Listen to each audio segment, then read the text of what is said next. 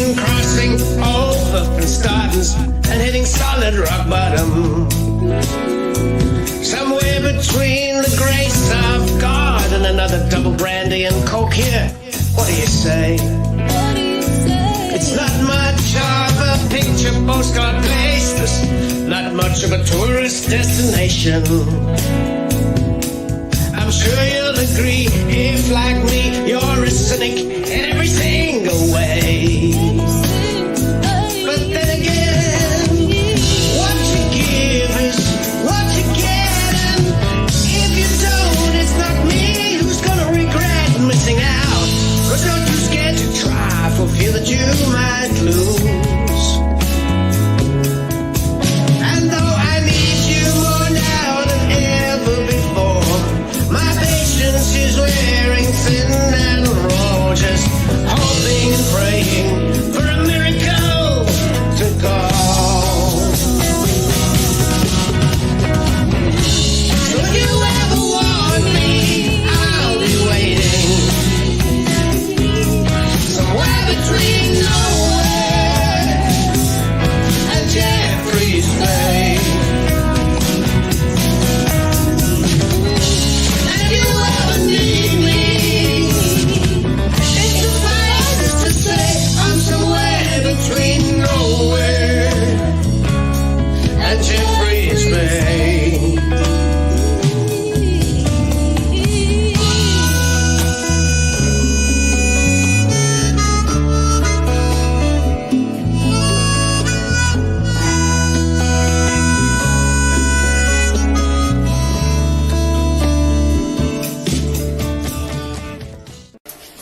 Ladies and gentlemen, welcome to Center Stage.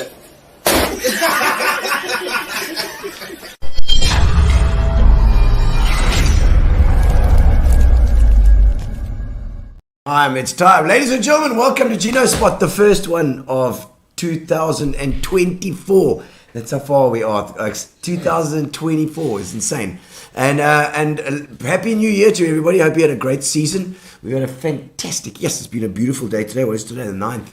It's been an absolutely beautiful day out today. And I know that Lippy was out. I've got Dave Lipschitz in the studio. And of course, Fires, we're doing the firing on all cylinders. We're doing the history of Jeffreys Bay, the surfing history, or stories about Jeffreys Bay. Call it what you like. It's just a bit about J-Bay. And that's why we had the introductory song from Anton Collins, which we've been working on just now over the last little while, called Somewhere Between Nowhere and Jeffreys Bay.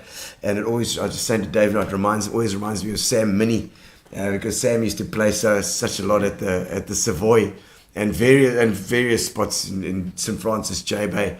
The surfing scene there has kind of spearheaded the whole everything in J-Bay, in St. Francis, in those areas. They're all surfing spots. And there's a surfing culture there, which we hope to uncover a bit of tonight. And so welcome, Dave Lipschitz, to the studio. Lippy. Thank you, boys. Nice to see you, Fantastic to have you here. I know. Eventually. We actually don't need the headphones yet because we haven't got. We've got in the wings. We have waiting Jonathan Paarman. We have Miles Masterson, and we have Bruce Gold, of course, and Chris Knutsen. We've got all the legends of J-Bay. We've got them in backstage at the moment, ready to go too. So we're going to chat to all of them and find out what, a couple of stories about J-Bay and about the history. And Lippy, you are. I know when I started surfing, I saw you everywhere. It was you were like almost like car park John, but you didn't hang out in one car park. You hang out in all the car parks. Yeah. If I may just add, firstly, Happy New Year to everybody. The resolution didn't work too well. I said over the year I'm going to stop drinking. It lasted about 10 hours. But be that as it may, the surfing history of J-Bay has always been very close to my heart. And although I'm not a surfer by any means, I've always had this fascination for J-Bay. And when we put this list of names together, I mean, we've been talking about getting Dave on the show for a long time, so it's great to have you here. Thank you. Yeah. And I thought to myself, if I look at the guys backstage there's no better men than those guys there to talk about the history of J-Bay. So, firstly, I'm grateful for you coming along. Thank you very much, Dave. And it's wonderful to have Johnny, Miles, Bruce and Chris. And nice to have you in the studio live too. You know what I mean? Because That's a little scary, eh? you reckon it's got a lot of people are worried about it, but it's only me. It's me. You know? No, I'm not worried about you. It's the other people out there I'm worried Oh, what about them? They're also good. So, also, guys, thank you to our sponsors, because our sponsors, none of this would happen without them. That's Spa. Spa has been with us now for nearly 3 years. I think almost over 3 years now. I think it's getting up to at least 3 years. And then Fitch and Leeds and our new sponsor Sovereign as well, for a bit of chicken. And they've jumped on for our live shows too. So we've had our center stage guys playing live again on Musos, which has been What great. happened to the caterer? When I first came Oh in, yes, there used to be no food Fat there. Cats. So we just she said whenever we need them, it's just ask, and I've always forgot about Fat Cats. There we go. Grace, somebody tag Grace in the comments. I'm actually quite hungry, I thought. She is a legend, and we need to get Grace in again. She makes some lekker food. I just haven't had it in me to ask you. You know, I lost a bit of weight now, thanks. about. Really? But Dave, just give us a little bit of a background of your surfing start and when Where did my surfing start? In Muizenberg and Milnerton. Cape Town? So Cape Town boy originally. I was brought up in both Oranjezicht and Milnerton, Okay. and obviously surfed Yeah. in Milnerton, but Okay. the Jews all migrated to Muizenberg in Yes. the 6 weeks holidays. Oh, a sea point.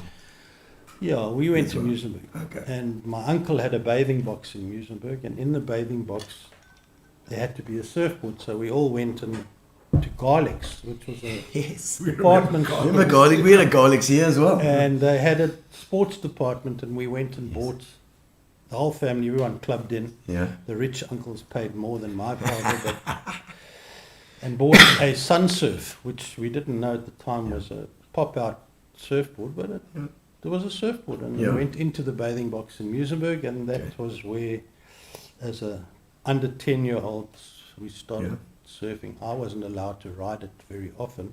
Okay. Why The, not? the older cousins could ride it first, and then when they fell off, we stood on the beach and grabbed it and then paddled it out and tried to catch a wave before they swam in.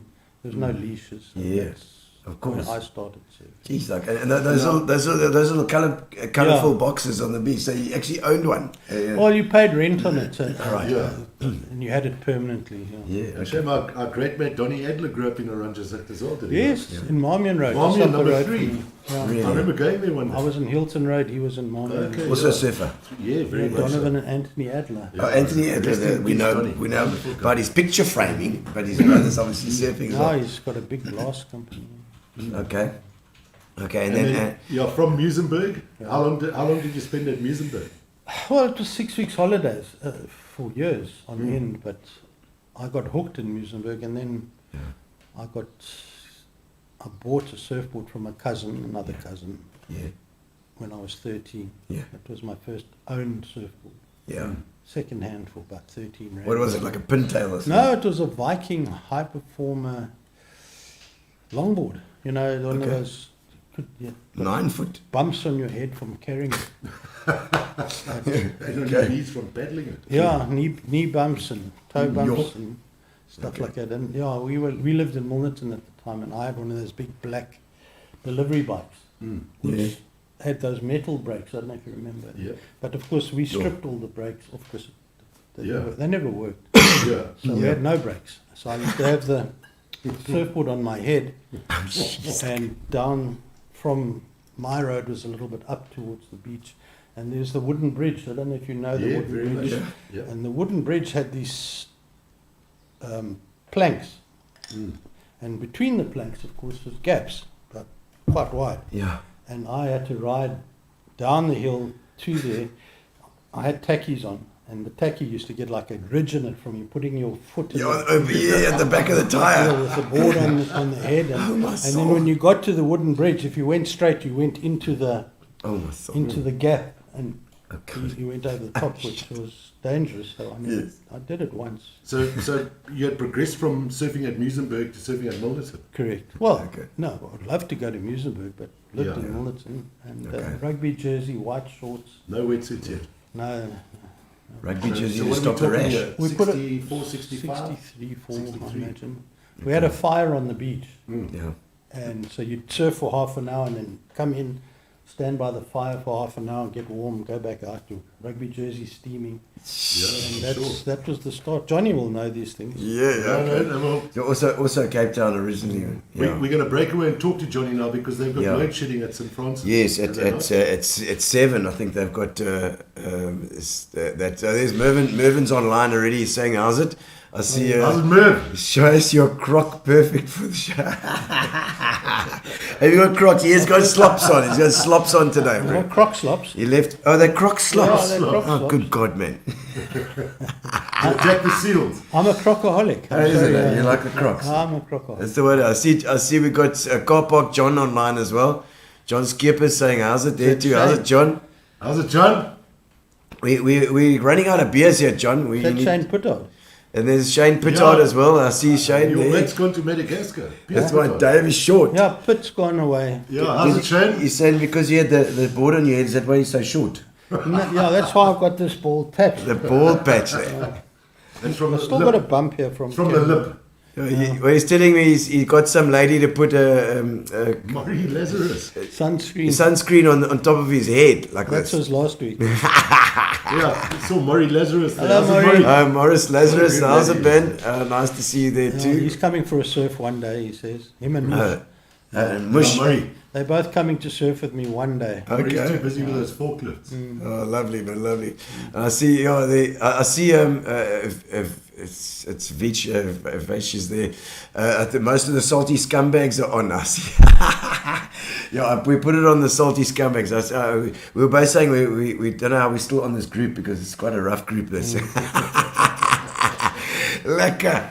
But so from there, obviously, your surfing. When did you move up to PE? Was that later on? Never moved to PE. I moved to Jeffreys Bay in 74, 5. Okay. And lived there until about 85, and then had to go back to Cape Town because I ran out of money. And opened a surf shop in Cape Town called Surf Centre With what?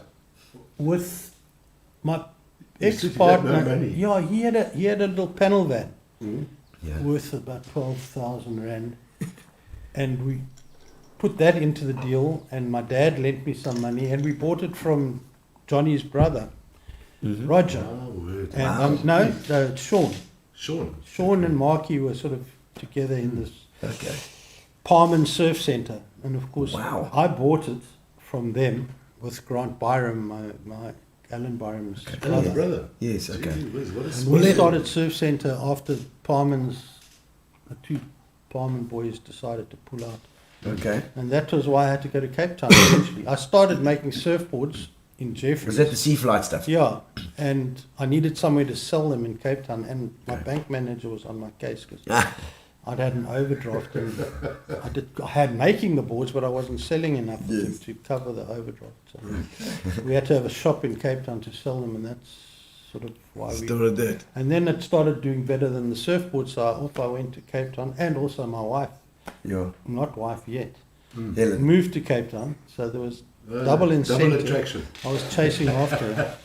Chased him Good on tail you. all the way. Brilliant. I don't understand why I did that. I don't know. Well, let's bring Jonathan on the screen because Jonathan Paarman, one of the legends of surfing South Africa for sure. As Dave said earlier, surfing royalty. It's great to have you. It's a privilege to be in your company, as always. Thank you. How are you? Yeah, I'm doing all right. You've pulled me away from a nice holiday, a break from this moving boat story. But it's quite nice to listen to Dave's stories. I pretty much rode the same path. I didn't surf Muizenberg too often, but I was there. I'm definitely a Glen Beach boy, Llandudno. We didn't see Dave at Glen Beach too often. I don't think he liked it there. But he was definitely a Table View, Milnerton area, which is really popular these days. So he was probably one of the first guys hanging out in that area. But Johnny, just to give it some context, where are other than Muizenberg and I assume Milnerton, where are the now more radical waves? Because the question I was going to ask Dave was, when did he progress to the more radical spots, if that's the right way of putting it? And Well, where I don't did know you when start? he progressed to those spots, but I never did. he probably never did. I think why I progressed to those spots is because when you were our age, which we are both the same age, so don't let him cheat you there, and we had to go with the older guys who had cars. So you had to tag along with the older guys, and the older guys, which was the Justin Strong's uncle, David Meneses, and these guys, and they all rode big waves. So if they were going to ride Sunset and you were 12 years old, well, you had to go with, or you rode the Corm or wherever. Those were the spots of those days. You would have to go with and paddle out, and that's what you did. You know, Dungeons wasn't written in those days, in the early days. I mean, we're talking early 70s. And that's it, you know. The game was on. So you started off as what, a 12-year-old? Yeah, I think I won a big wave contest at the Com. I think I was probably 12. They didn't want to let me surf in it because I was too young. But that was the Swami Surf Club, which was the guys from Fishhook. Yeah, and that's... But you just Jonathan, did your thing. you've gone on to win quite a few accolades there. How many say is it South African champion? Yeah, I've South African champion. I was Western Province champion. I've been Springbok 4 times. Yeah, I've got a couple of things under my belt. I've got 2 seconds, one to Sean Thompson, one to Midget Farrelly in the old Gunston days. The Gunston So 500. I've done my share. I've always Paid your been hanging dues, in the background. Yeah. Ask him which one he won in Sunset Beach. Oh, the Sunset No, Beach. we're going to come to that aspect. Yeah. Oh, let's hear the Sunset Sunset Beach. Beach. Tell me the You know Sunset why? Beach story. Well, it's hard to say. I didn't really win at Sunset, but I won all my heats, so I was sort of tipped as top favorite. But I think the Aussies thought, no, we can't let this guy even catch waves, because if he catches waves, we're going to lose and he's going to win. So it was quite difficult for me. You know, you got to become quite a strategist when you surf competitions. It's sometimes not about how good you are. You got to really be cool, and you got to work it out, and try not to show them too much. Try and show it at the end, but that's very difficult when you're my age at that time and you're winning heats and getting $100 for each heat you won. So I just enjoyed it. You know, it was I had probably a different approach to some of the bronze Aussies in those years. Kind of fearless, go for it. No one really coached me. I just coached myself. So yeah, it was different. And Johnny, in terms of our topic or theme this evening, which is the surfing history of Jeffreys Bay. So you hovered around Cape Town there, obviously, which was your hometown. What then lured you to Jeffreys Bay, and when might it have been? I don't think I hovered around Cape Town too much, because it was school holidays. Before the end of school and after school went back to school, I was in Jeffreys Bay surfing. So my first time surfing Jeffreys Bay was probably in 1968. What would I be there? Yeah, way back. And that's the first year we surfed supers. And then I was lucky to be part of the Kenny Freeland, the late Kenny Freeland, who we lost last year. Robbie Ponting, the whole raw surfboards, which was before David's time even. And they used to build all my boards. And we used to live kind of where Sharon is, but not exactly where Sharon is. David will know exactly where the raw house was. And they used to look after me, and all I did was surf, sleep and eat, and surf again the next day. You know, can you imagine surfing supers with 5 or 6 guys out? Every wave's yours. I've probably caught more waves in my time than any kid's going to ever do today. So I can't complain. We really had it at its heyday. There were no houses at Supers, just sand dunes. You couldn't see the wave. You had to climb or walk around the beach to look at Supers. In the early days, it was more an indicator, but it didn't stay that way for long. It became really popular in the early 70s. A lot of American guys, the Aussies came, the Nat Youngs. I think one of the first guys was Titch, somebody from Australia. They all came at that time in the early 70s. Dave will know those dates better than I do. Midget Farrelly. But they were there. Midget was there. Was it Midget Farrelly? Yeah. Midget came, all of them came. It was Keith Paul, sorry, that was the name I'm looking for. Keith Paul was one of the first top Aussie surfers Keith Paul was his name, yeah. So, Johnny, when you got there, you were obviously a teenager still, when you first went to J-Bay. Oh, yeah, I had to be. And was it straight into Supers? No, we surfed the point and we surfed Tues quite a bit. Mm-hmm. And then there were these two Aussie guys, Maury and the Beast, and they were surfed Supers that Easter of probably 68. And they bet me, I need to go out there and give it a go. That's what they were like with me. So it didn't take me too long.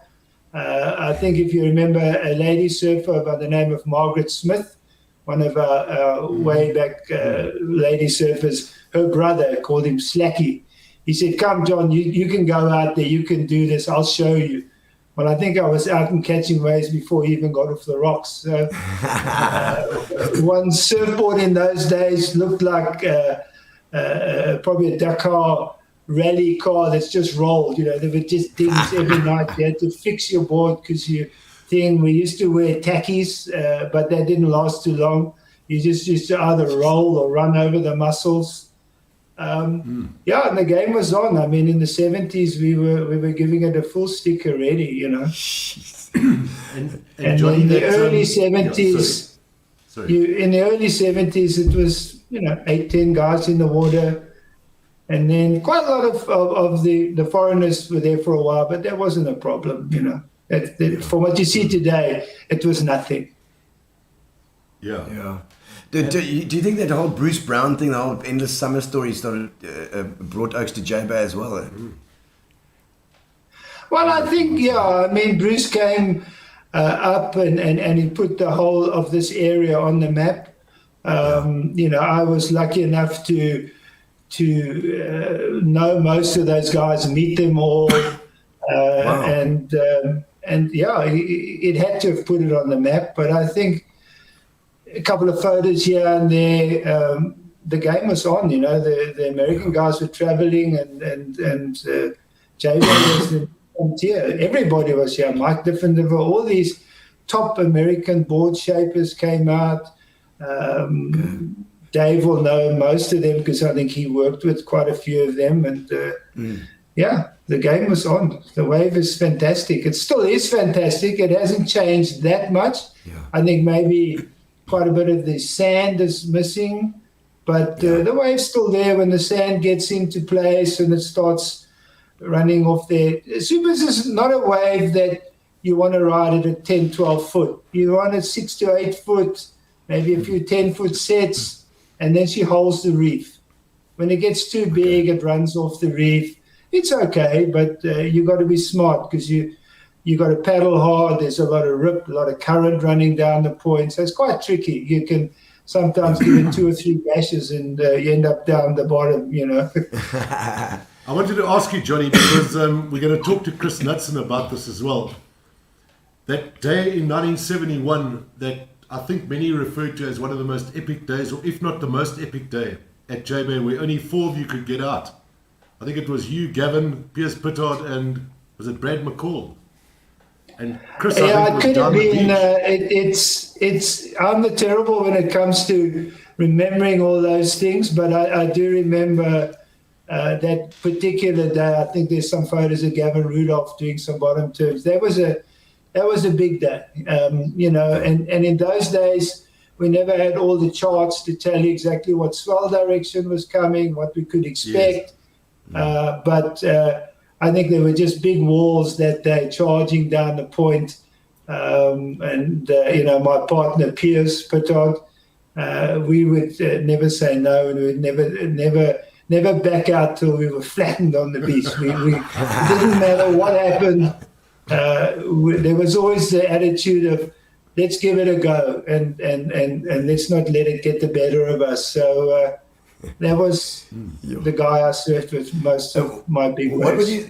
What would you say, like a story or something that you remember when did you relate to Jeffreys Bay when and the surfing? Anything that comes to mind? Anything that sticks out? Well, it's hard to say. It's probably one of those days that we've just been talking about. When if you sit down and you think hard and fast about it, those were great days, charging down those big walls and stuff like that. But Jeffreys Bay is Jeffreys Bay, and it's hard to say yesterday was better than today or today's, whichever way it goes. There were just days when you just surfed till you couldn't surf anymore, and those are probably, they're memories. No houses on the beach, just sand dunes. Collecting shells if you were into that. The beaches was full of shells in those days. It was really, really quite something. And I've had a lot of fantastic moments at Jeffreys Bay. I listen to or I read Sean Thompson still comments about me, because we also big mates. People think we're competitors, but we're good friends. And he talks about blasting the lip. Well, in those big 8-foot days, you just wanted to smash it, and that is probably the thing. You come off the bottom, you just look up and you smash it. It either smashes you or you smash it. It didn't really matter. But those are probably the days, because that's what you could do. Well, the boards of those days weren't as nice as they are today. I mean, the boards are perfect. They're real machines. But what we were given and what we had, we put it together. Yeah. And also I wanted to find out from you, from a guy that's also, I mean, you're well respected in this whole thing, and so surfing I would royalty, like to. as Dave said. I'd love surfing royalty, and I'd love to know who you looked up to. I mean, who are your mentors? Or who were the best you've seen in the water there? Yeah. I don't know, because I was always in the water. I wasn't sitting on the beach watching them. No, I think I'd seen a lot of great guys coming out and surfing supers. I think what I've seen in the modern era, some of those kids, they really put it together. They make the wave look tame.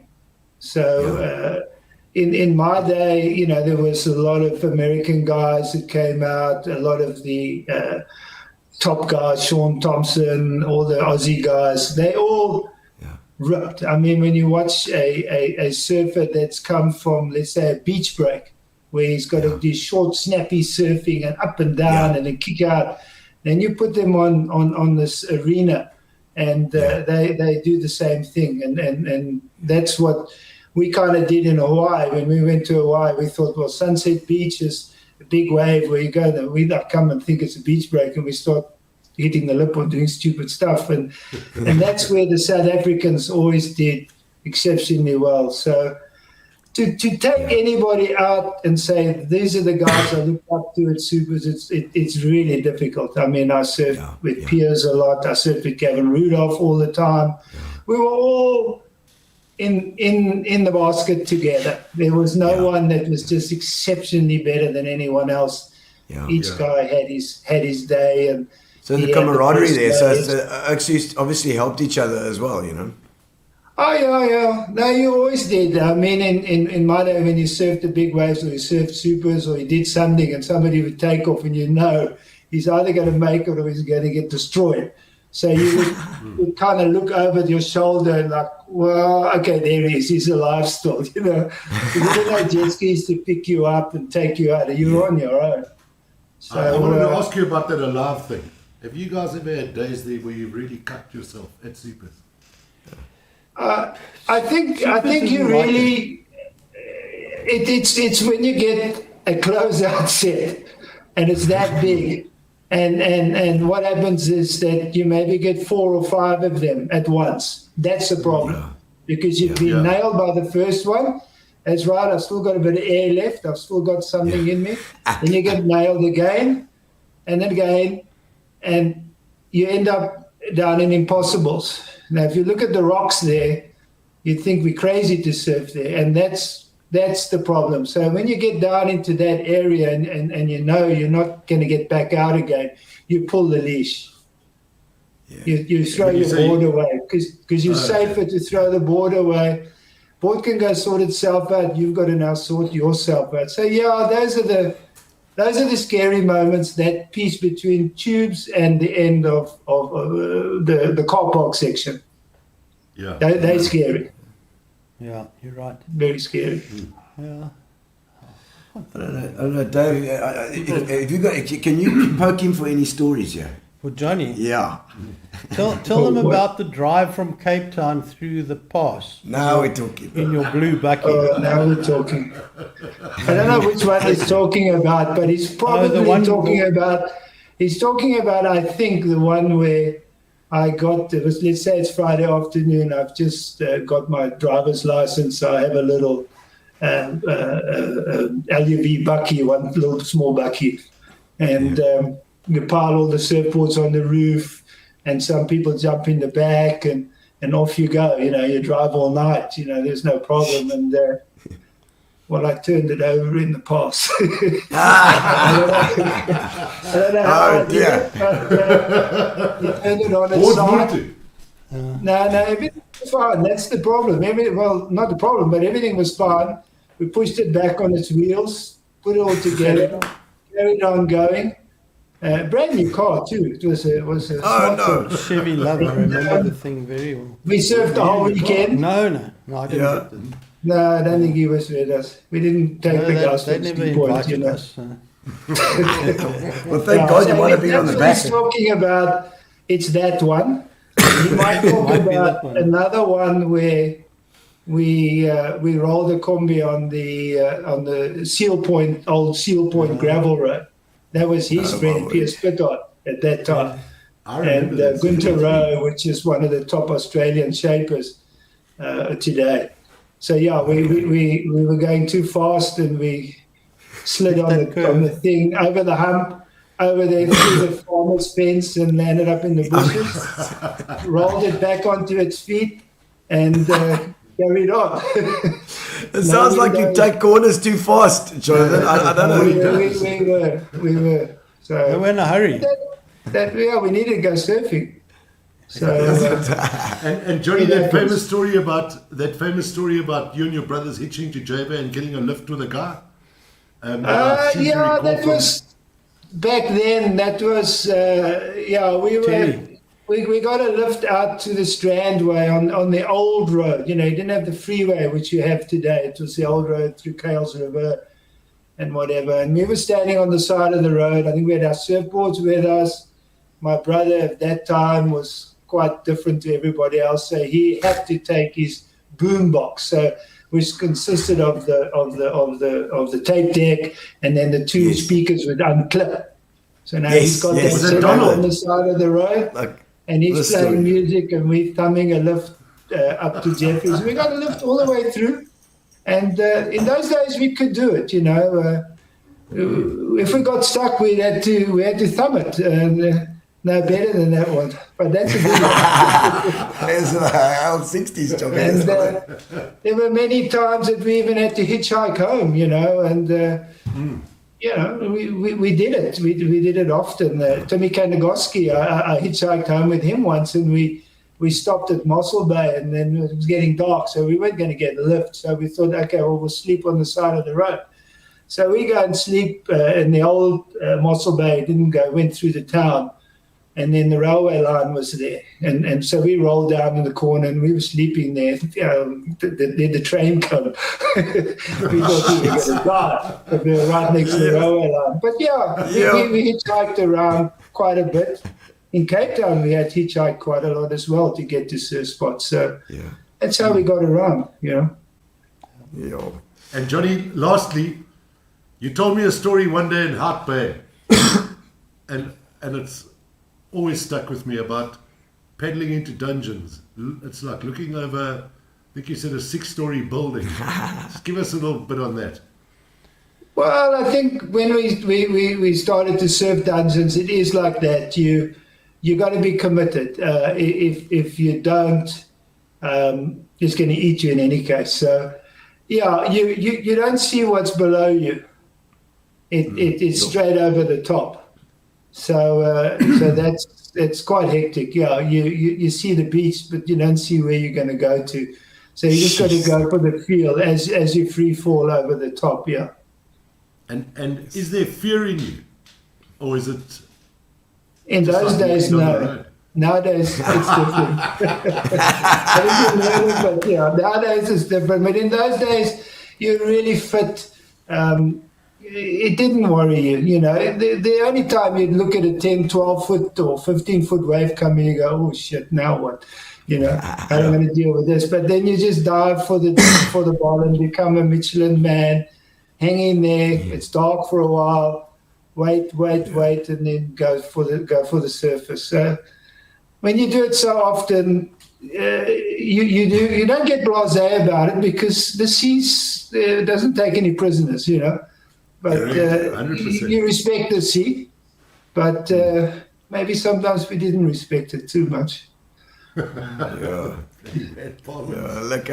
Oh man, Jonathan, excellent, Thank you man. so much. Thank you so much for coming on. I know your boot's got a braai waiting for you there. It sounds like. Yeah, they've done something. I see the lights are gone out, so we might switch off just now, or they've given us a bit more power, or something's going on. Yeah. No, that's fine. That's fine. Thank you so much for your time. Thanks for coming in. Right, look after the big boy next to you there. Oh, well. He's in good hands, sir. Take him to the South End later. I am a little bit nervous. He's a bit nervous. So he's a bit like shaky, but he's fine. Yeah, I'll be all right. He'll be all right. He's done long his... enough, so he's got lots of stories to tell you. Yes. He knows Thank you, everyone. Johnny. He knows everyone. And please, I've thanks, got- Johnny. Thanks, Johnny. Okay, so that was Johnny, and I think We're going to go to Miles. next we've got Miles Masterson. Yes, and, this is we've got some interesting stories here as well. We need a little introduction. thanks Miles, for your patience. how are you, man? Oh, no worries. Oh, good, thanks. Lekker. Thanks for having me on. No, So, yeah, to have you on board. I definitely wouldn't put myself anywhere close to legend status compared to the other guys on the panel, yeah. But, I don't know about that.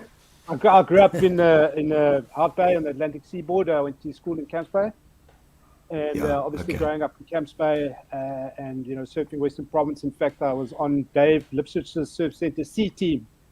Hey, 88, Dave. 88, Mama Trickier. SA Champs Cape Town. Look, obviously grew up on the Atlantic seaboard, and Jonny Paarman was like God to us. I've got this abiding memory. My first or second time I ever surfed at Glen Beach. And Glen Beach had waves back then. It's the close-out beach break now. The sand's gone for a bit of you know what. But back in the day, in the early 80s, Glen Beach was a wave. I mean, it was a proper wave. Like we used to surf Glenny's on the low, Llandudno on the high. And I just remember this picture of him just slotted, overhead barrel. I mean, it's just like imprinted on my mind from when I was little. I was like 12 years old. So I obviously grew up, with all the legends of John Whitmore was like, Zeus on the top of the mountain to us, and then Johnny and the other Paarmans and all the legends from Glen Beach were part of my upbringing. And, I surfed competitively a bit, but got into journalism when I left school, left the Navy, and worked in the UK on Wavelength magazine, surfing magazine, for a few years. Yeah. And traveled around the world, traveled to a lot of countries, did lots of stints in Indo. And when I came back to South Africa, I worked for Lance Slubbert, a photographer, He Yeah. was also, part of the fabric of Joburg as well, with all these pictures that he took back in the day of Curran and that. I worked for him for a bit, Yes. and through Lance, I met Craig Sims from Zigzag Magazine. He'd taken it over a few years earlier from Paul Mudir and the guys, and we started a magazine called Blunt, which was a skateboard, wakeboard Yes. magazine. And I ran Blunt for 10 years. And then when I left Blunt, Wow. I got into quite a lot of surfing journalism and was actually one of the main correspondents for Surfers Journal for a couple of years from South Africa. So I did a lot of coverage of dungeons and went out on the boats and did that kind of thing. Okay. And then at some point around there, I was commissioned by Surfers Journal to do an article on John Whitmore. And Yeah. got talking to his family, who, I knew some of them. I knew his youngest daughter, Cyan, quite well. She was at Campsfire High School with me. And she mentioned to me that they'd been talking about doing a book on the oil, but it hadn't gone anywhere. And obviously, I started doing the research for my article for Surfers Journal. And I said, okay, I'll take it on. And let's look Wow. at doing something. Because obviously, the OM, him and Max Wetland are the legends. They're the two pioneers. None of us would be here without those two guys. So Well, when did they actually yeah, start? Was we're talking about the 50s here or the Late 60s? 50s, yeah. Late 50s. Late 50s. So John the was OM working actually towards started the- surfing in 1954 Wow. at Glen Beach. Okay. It's quite a cool story. He was a diver, and he was actually unemployed at the time, and he was diving, and he picked up this magazine. I think it was called. Gone. Oh, He's frozen. Yeah. we lost him. Can you hear me? Oh, yeah, okay, Yeah, we yeah. got you. We got you back. Yeah, we got Yeah, you yeah. back. Yeah. And You were then saying you picked up he this saw this magazine? picture on the back of this diving magazine from the States in 1954 with a picture of Downing and Buzzy Trent and one other guy, I can't remember their names right now, surfing at Mackay in Hawaii. And he was like, what is this? Yeah. This surfing thing. And that's how he got into surfing. He discovered it in a diving magazine in a Janssen swimwear ad. And then he just had Remember to find out Janssen, everything yeah. he could have. Yeah. He's going out a bit. Let's just have a while Miles, can you hear us? while we're getting Miles back here, let's just have a quick look at some of the comments coming in here. Dave, you'll know half of these guys as well. I'm just checking now. All of it. Johnny Everett, how's it, Johnny? From Seal Point, a special how's it to the Iceman. Who's the Iceman Johnny. now? Is Jonny this Paarman's the Oh, Iceman. Johnny's the hellman. Iceman. Yes, Iceman. He had ice in his veins every time he took off on There we waves. go. Yeah, I didn't No know. one even No looked worries. at. And shared grace, but the Bay of Plenty with the 60s through before the 80s. And concrete piers ruined the bay. You reckon? Concrete piers put on. PE side. Oh, concrete. Ian Core says, nice bunch of legends watching from Grenada. All right. Grenada. How's that? He gets around. And Richie! and there's Richard Brummer. Rummage. Yeah. What a lovely keys. How are you, Rich? I hope you're good as well. Ingrid, how's it, Ingrid? It is an interesting one, this one for sure. And Shane Petard, how's it, gents? He says, Shane, how you, boy? as well. Five will pull that shirt out the cupboard with the mask. I tell you what, they've re-released Instinct. Yeah. And, We're actually going to ask Dave about this later. Yeah, We finished with the online guests. But Yeah. Knuckle, to let you know, we very kindly got this from Sean Thompson's manufacturer. Oh, there we go. Simon de Robillard. well, let's get Where's your one, by the way? Is that? Where's Yes, I've yours? also got one. I've also got Yeah, one. there we I'm all not wearing got. tonight. Thanks to Simon de Robillard of Instinct. Yeah, Instinct. And Sean. They've relaunched. Yeah. And it's a well-loved brand here in this country. Did you We stock actually it? want to talk to you about brands. Did you stock it? as well? Yes, in the day, yeah. Yeah, We made yeah. a lot of money out of Instinct. Yeah. It was always the pants and then the Well, the elasticated pants and to that do this puffy jacket. Remember that?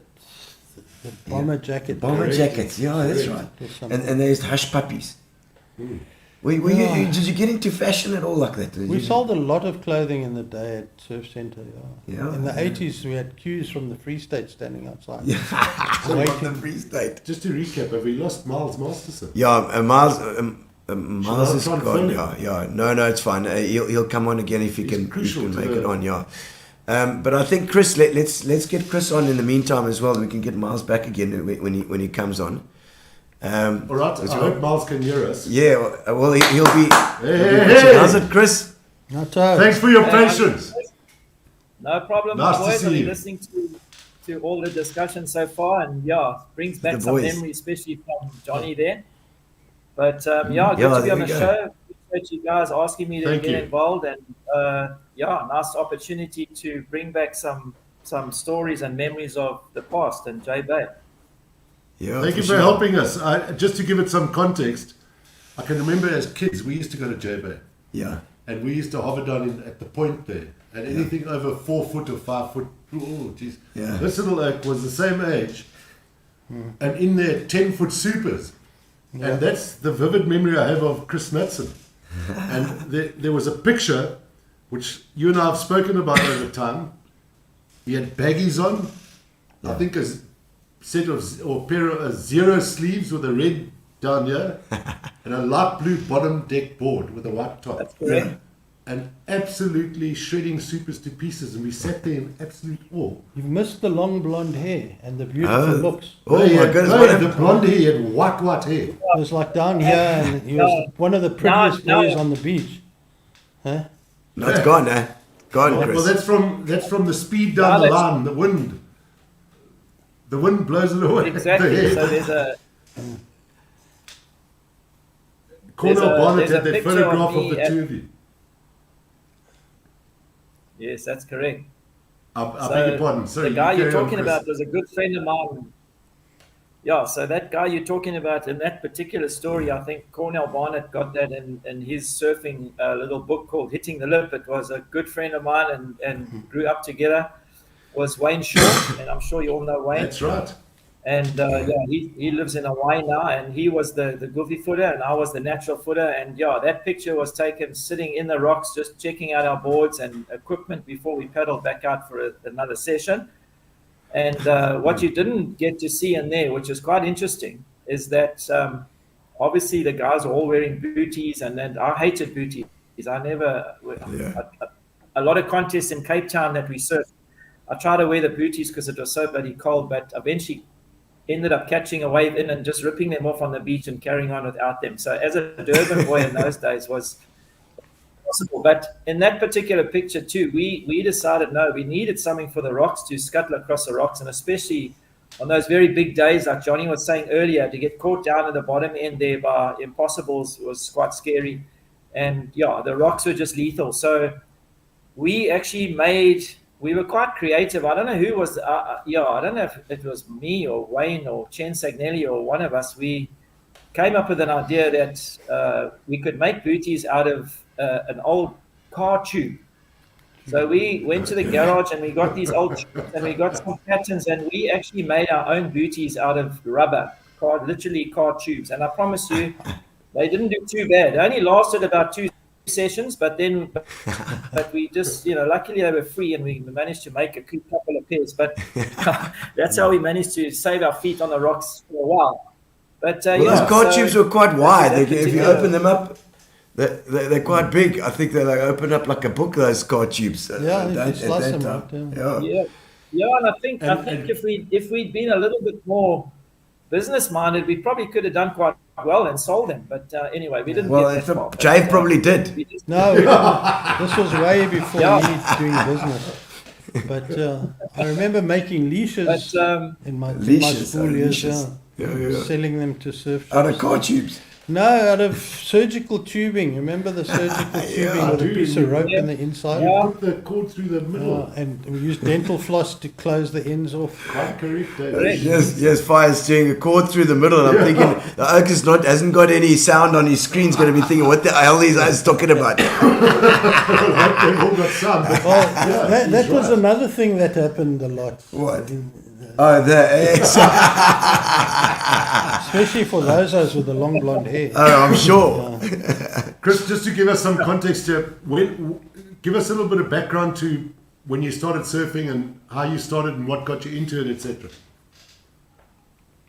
Okay, so I was born in Johannesburg, and Wow. my parents used Jeez. to. Yeah, so my parents used to, well, specifically my mom in question, she really love the ocean and that. So they're like in most Joburg people, even today, they head down to the coast for their annual holiday. So her destination that they really loved going to was Scottsboro down the south coast here in KZN. And that's where we used to go. And obviously every single day we used to head down to the beach and carry on from there. So play around in the shore break. And then one of the lifeguards came down one day, and he happened to have one of the, I don't know, but Dave will probably remember, or you guys, that the lifeguards in those days used to have those rubber surfer planes, 2 little rubber handles, and you blow the thing up and you couldn't push under. So the first wave that hit you, you ended up back beach most times. But the guy gave me one of those and said, why don't you play around with this, and so I kind of started on that and got an idea of catching little foamies and stuff. And then they also had the guys, there was someone that used to hire out these, Dave will probably also remember these things, is it's like a plywood, I don't know what they called him, but it was like a piece of plywood with a kick up in the front, and you used to lie on that. I remember that used to work quite well. Yes. Yeah, so we, Yes. so pretty My much father-in-law's got them. started on. Yeah, in actual fact, I've actually took while we're on that, I'll show you very quickly. So guys or viewers that don't know anything about all those type of things in those days. So here's a picture of me that I have on my wall. I don't know, the light's bad. No, you can't really see it. Okay, so there we go. It's coming. It's coming. Tilt it down a bit. Yeah, that's the one. There you go. And those Look at that with a rubber thing. So how old would you have? That's the rubber place, and you notice there's definitely no nice instinct baggies and stuff. It was pretty much a Speedo type cosy. Speedo, eh? Typical Joey's, and then I progressed on to there's a picture of me standing in the shore break with the blonde hair. There we go. There we go. And how old would you have been now, Chris? Have to I lift it think up I a was bit. about 16. 6. Oh, there we go. There we go. Yeah. Oh, that's it. That's the one. The little Joburg's surfboard. best ever surfer. Joburg's best surfer. I was waiting to get a key to the city of Joburg, but I don't think I would have taken it because there's definitely no way after my history of the ocean I would never have gone there anyway. But so that was pretty much the start, and then it got to a point where my parents just loved Scottsboro so much, and it was like Johnny was saying with regards to J-Bay. It was in those days we lived in an area called Scottsboro South, and it was like literally living in a forest. We were like one house. You never even had neighbors. It was just animals and monkeys and all sorts of things. But so they decided they wanted to go and live down there. So that we moved from Joburg to Scottsboro and started off there. And I joined the Scottsboro Life-Saving Club at Nippers, and started doing nippers and getting involved in the ocean that way. And then one day they called me in and they said, we want to chat to you. And I said, okay, cool. And I thought, geez, what have I done now? So they took me into the room, and right in the corner there was this little 4 foot, I think about a 4'5" or something, old clapped out knee board, like a knee board type board. And they said, you see that board in the corner? So we've been watching how you just seem to love the waves and the ocean and stuff. So that board we're going to give to you, and it's your board, and we want you to come and surf every day, but only after your mom confirms that you've gone and done your homework. So I said 100%, no problem. But I don't think that even worked, because the minute I'd been given that board, it just kind of all I wanted to do was just go and surf. So that was the start of me surfing, and eventually. Just having said that, Chris, I just want to quickly go. I see Shane Thorny at the bottom here. There's a comment it's covered there, and Shane says, "I'm still a grom but frothing chick in the south. All the legends on you grew up looking up to, drawing inspiration from, enjoying the show and the story shot." That's what happens. You get a board given to you, and it starts a career. And remembering your mother, I don't think she made you do your homework first. I remember that chick forcing you in the water anytime that you needed to. I must admit I was quite disciplined. I mean, I wasn't disciplined. she wasn't a disciplinarian. She was just like an angel. I think, obviously, through her, I ended up being the surfer that I am today, because I literally owe it all to her and what she did for me and sacrificed for me growing up, taking me to J Bay. Then obviously from Scottsboro, I think we moved to Durban, and for whatever reason, I think my dad used to work for a company in Durban, and eventually it was just all the traveling on a train, and we got late and chasing the train in our old Ford Anglia and catching it at Umkomaas and getting off the train. So they decided they needed to move to Durban, and we moved and ended up staying at North Beach. And unbeknown to me, obviously, right in front of my doorstep was the famous Bay of Plenty. And I went to a primary school called EPHS, and I happened to, didn't know, but I there met Bruce Jackson. Bruce Jackson was at that school at the time. And Bruce and I became friends at school when we were young. And he just said, you must come surfing down at the beach this weekend and come down to the bay. And I said, oh, where's the bay? And he said, don't worry, it's where the pier is, and there's a little tea room called Dante's Tea Room. You come down there and come surf with us. And I got down to the beach and that weekend, and that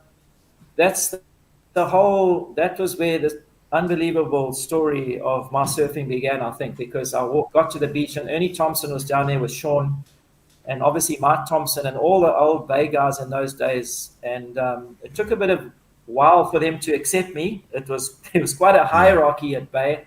I think Bay was much classed as the competitive arena of surfing right from the beginning days. Max Wetland was obviously a shaper in Durban, Errol Hickman, and Ginsey was here, and I was that was it, and hung around with Sean and Paul Thompson, and obviously met Wayne Shaw, who was also Gromit, Ken Sagnelli, and we all still friends today.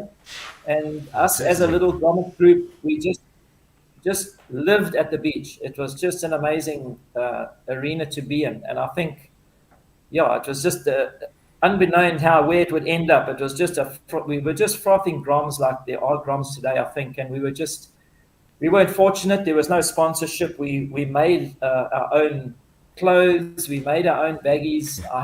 My grandmother used to make me baggies with string in, and the guys used to pull them down because you couldn't tie them tight enough. So all sorts of things. Chris, I must tell you something. Do you remember Auntie Bessie who ran Dante's? Yeah. That's my wife's auntie. Yeah. Helen's mother's aunt is Auntie Bessie. Oh man, she's a surfing fraternity. Can you believe that? Yeah. And I see your sister's online as well. Is that Michelle? Is that your sister? Yes, that's my sister. Hello, Michelle. Very proud of you, your sister. Yeah, you're right, Michelle. Despite all the cuck you gave her throughout your times when you grew up.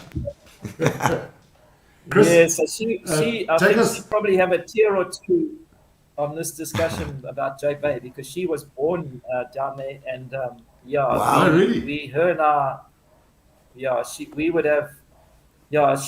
would really resonate as to what we've been saying, but I don't know. And then from there, it just I just lived at the Bay and fortunate enough to serve. Yeah, sorry, I beg your pardon. We got this delay with Chris, but I beg your pardon. Sorry, we've got this delay, so you carry on. You were talking about going from the Bay to J-Bay. And then your move to J-Bay. Did you head down there permanently, or? Yeah, so I think we also, part of our group was the Meyering brothers. It was Robbie Meyering, the older brother, and then Gavin Meyering, who was on the radio side, and then Mikey Meyering was the younger guy, and they were all involved in the music industry, basically, especially Mikey. So Mikey was one of our little groups, and Sean was going down to surf J-Bay quite often. He was starting to enter into his competitive career, and his dad Ernie was saying, we need to take you to Hawaii and all the rest. And I think Sean's first trip to Hawaii was when he was 13, and I'm 1 year younger than Sean, so I was about 12. But the first trip to J-Bay, The first trip to J Bay was Still got a landline. take us there. No. That's no. So my first Just we trip like to J hear a Bay proper was- ring when the phone rings. Okay, let me just Carry on. Oh, it's fine. We got this slight delay. No, it's fine. It's not too Okay. bad. Can you? Yeah. So Yeah, we can Yeah, hear. all good. All good. Sean said, "Listen, you got to go to J Bay," and I said, "Okay, well, we're going to do this." So my mom decided to pack up the Ford Anglia, put a tent on the roof. We had no board racks. We tied the tent on with ropes, so it consisted of it consisted of myself and Mikey Mayring and my mom, and we headed off pretty much into the sunset, as you would say, towards J Bay. We had no Garmins, no phones, no maps. We had nothing. No. And I think we were both 12 years old, and we just said, well, I mean, we were just so stoked and frothing just to get to J Bay because we just heard about it and seen pictures and all the rest. So it took us, I think, about 20 hours because somewhere near King Williamstown it was getting dark and we'd taken a wrong road and we got lost. And anyway, we carried on driving. And yeah, so, and I do remember, I actually can remember this, that we were driving and we thought we were literally got lost. And all of a sudden, I think it was like midnight, and here in front of us was this little sign on the left in the headlights. It was dark as hell. I don't even think there weren't even street lights in J Bay in those days.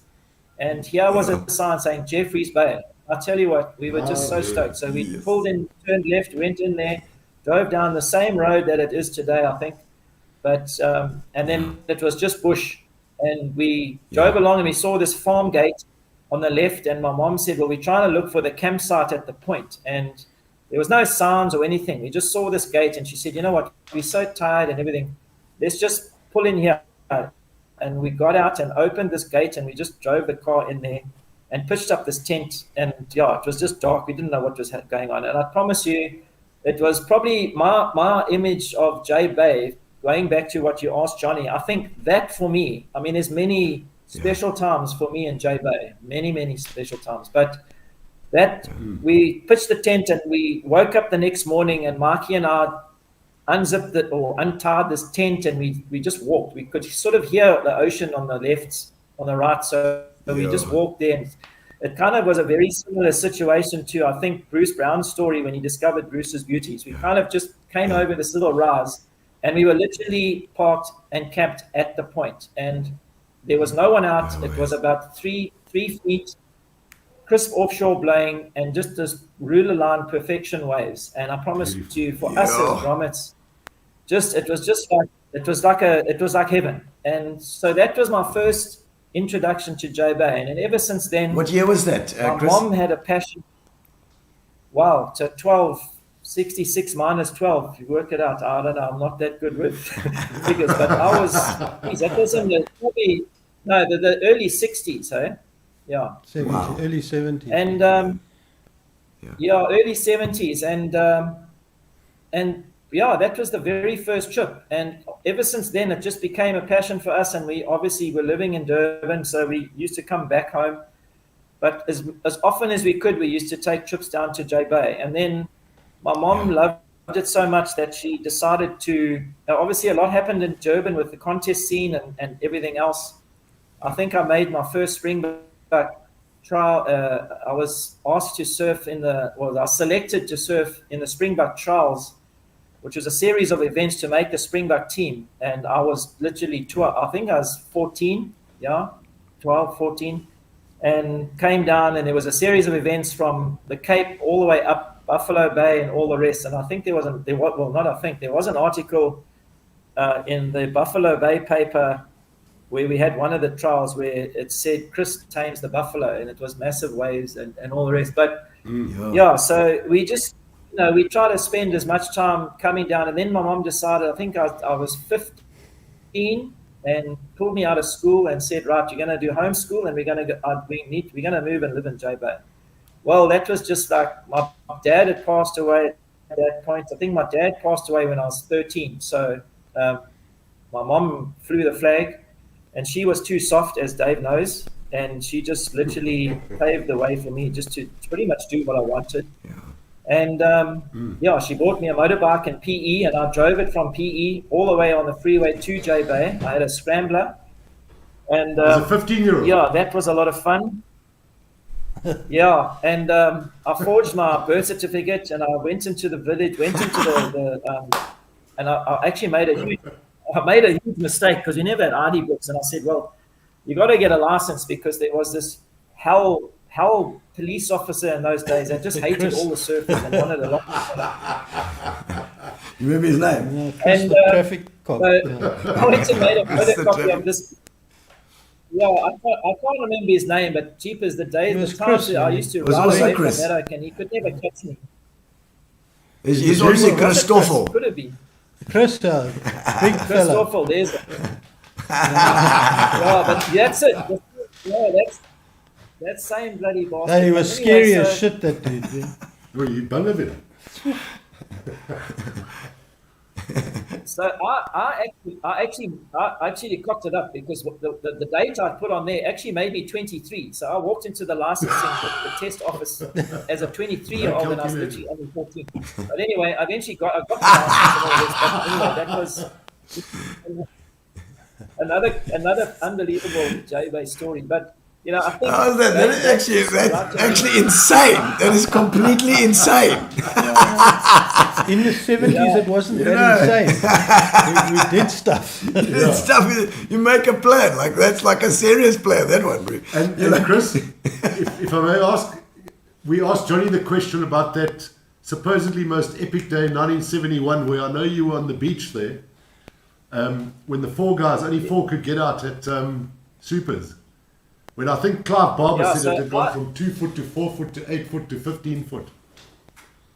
I think it was exactly that. So that particular day I remember also quite well because something happened on that day. So as I was growing up through the competitive ranks and then moved down to J Bay, I'd obviously touched base with, you know, a lot of the slightly older guys than me in those days was obviously Max Wetland and Errol Hickman and Ginsey and Peter Daniels, they all kind of took me under their wing. And when I got to meet Johnny and Piers was for me as a grommet, Piers and all the Paarmans, but specifically Johnny were just my heroes in those days. Obviously Sean, you know, surfing with Sean a lot in Durban, but those guys from the Cape were just amazing, and they just literally groomed my way towards competitive surfing. They took me under their wing, and I'll tell you a story as well about that bloody Piers and Gavin Rudolph too. So what was I going to say to you? So you asked me about the big day. Yeah, so that you were sitting on the beach apparently, that and day, Gavin came up to you. Yeah. So I had my board under my arm, and I was going to paddle out at the point. And as I was going to the channel to paddle out at that little channel by Tues there, I heard this footsteps coming up behind me, and I turned around, and it was Gavin Rudolph. And Gavin said to me, "You know what? You got into J Bay. You've been surfing a few Sazi days and all the rest. And have you ever surfed? You're not going to paddle out here." And I said, "What do you mean?" I said, No. You see up there. And as we looked up the beach towards Supers, the set came through, and there were just these 3 hours, like this ruler line hours, waves just reeling down towards us. And he said, "That's where we're going to go and surf." And I said, "Well, what's that place called?" And he said, "No, it's called Super Tubes. And today's the day that you're going to paddle out there. And I'm going to take you out there, and we're going to paddle out." And I said, "No, there's no way I'm going to paddle out there. Not today. I'll come any other day, but not today." So he just said, "That's cool." And off he ran up the beach. And I just remember sitting out at the point, and one wave that was photographed and made the center spread of the zigzag was a wave of Gavin's. And Yes. I saw him riding that wave, and it literally looked to me like someone with a needle taking with a white thread of cotton. I could pretty much describe it as that on this huge fabric, and just literally having this wavy S thing, and it was just amazing to see. how he surfed that wave. And that wave ended up on the center spread of Zag. You couldn't even see the top of that wave. And I'd be very willing to say that wave was a minimum of 15 foot and maybe bigger. And I was very happy that I didn't paddle out that day. But, you know, just having those guys, it was just, in fact, that day, like I said earlier, there's probably memories of J-Bay for me that are just, they're all special. I think J-Bay is a special place. It still is a special place. But those days specifically were just unbelievable. I think I'm just so blessed to have grown up in that era with those amazing guys and legends of the sport. It's very, other than this, it's very hard to explain to kids of today. Like, I got 2 sons that surf, and they just would never absorb what we're trying to tell them. I think that the opportunities that we had, and then you know, like, the one thing I wanted to say, because those guys, Johnny, Piers Pittard, Gavin Rudolph, I mean, if you think of those guys, I mean, as a grommet, who's had the blessing to have, it's like saying I have Geordie Smith, bloody Kelly Slater that you know was under my wing. But so I'm sure there were other kids that they, you know, mentored. But, and then again, with, you know, forget about those guys. It was Errol Hickman, the Durban guys, Errol Hickman, Michael Ginsberg. I mean, they just, for me, are just legends in their own rights, more than anyone else. So, and especially those times. So I was so lucky to have them just mentor me and push me and all the rest. And that particular Springbok trial, Johnny and Piers we were in, I think, Johnny's combi. If I can remember, I don't know if it was light green. And anyway, we were heading along that road to the contest site, and it was howling west, and it's a pretty much similar situation to Seal Point, where if it's howling west, it's perfect on the point side where you surf, but there's the wild side, and it's howling onshore on the wild side. The organizers got to the good side, the right side, and it was like 2 foot, but it was about 8 to 10 foot on the wild side. And they said, well, this is a Springbok Trials. These guys are surfing to become part of a national team. So we're not going to, unfortunately, guys, the decision's been made. We can't surf here. We're going to surf the wild side. And I think, I was about 14 in those days. And I was with Johnny. I was traveling with them and Piers in this combi. And I just thought, well, I'm going to die here. But anyway, I'm going to do this. So, but one thing I think they'll probably remember, and I'll never forget this. And I was sitting in the back of the combi, and one of them turned around. I can't remember which one it was. And they said to me, they you know, in those days, the Glatties used to pay their dues. I think I got more slaps in those days than my dad ever gave me slaps from friends, surfers, older guys. I was cheeky, or I'd say something, and they'd say, and I said, but you're supposed to be looking after me. And said, you are looking after me, teaching you manners. So anyway, so the dues were the story was that they turned around and said, you're going to make us lunch. And I said, okay. And they said, so from now on, your name's going to be called Kitchen Boy. So I said, okay. So what does that mean? You make us food. So I was the kitchen boy, and I used to make all of those like salmis and whatever else that they wanted, because I had a free ride and they were looking after me and feeding me and taking me to the contest. So, so that was those days. And then, I think J-Bay, and then I started shaping surfboards. Okay, so the school didn't work. I think one day, in J-Bay. So we lived in a little, and Michelle will, if she's still online, she'll remember this. So we lived in a little house behind the BP garage, and it had a little sign on the wall, and it was called the Cozy Cot, and that's where she grew up. And I used to make surfboards in the garage with Mark Ginsberg. Ginsey used to glass the boards, and I used to shape and spray them and all the rest. And I made this board. I think it was like a pintail. It was about a 610 or somewhere around there. And for some reason, something happened with the glassing. So we ended up spraying it chocolate brown. And anyway, we called it the Chocolate Rocket. Well, I think that was probably one of the best boards J-Bay boards I ever had in J-Bay in those days, because the homeschool stopped, because J-Bay was just perfection. When the offshore blew and there was any swell, Supers was just perfect. The sand was always, it was just like a dream. So I think any Grom or teenager in those days that was keen to, that was just frothing, when waves are like that, there's no way you're going to sit and do work. So it was surfing. Yeah, sure. And I took this board down, and like Johnny was saying, I still love J-Bay. It's got a very special place in my heart, but it's just sad to see how it's just got out of control with the guys and all the nonsense going on. And because if I think back to those years where I'd pick up this board and go down and surf, this guy said, "Oh, the waves are good." And I actually surfed, I think I had one of the best barrels ever, one specific session at that time at Supers, and I think there was only one other guy out there, and I came out this barrel and looked at the beach, and there was no one even on the beach to even see it, so no photographers, no one.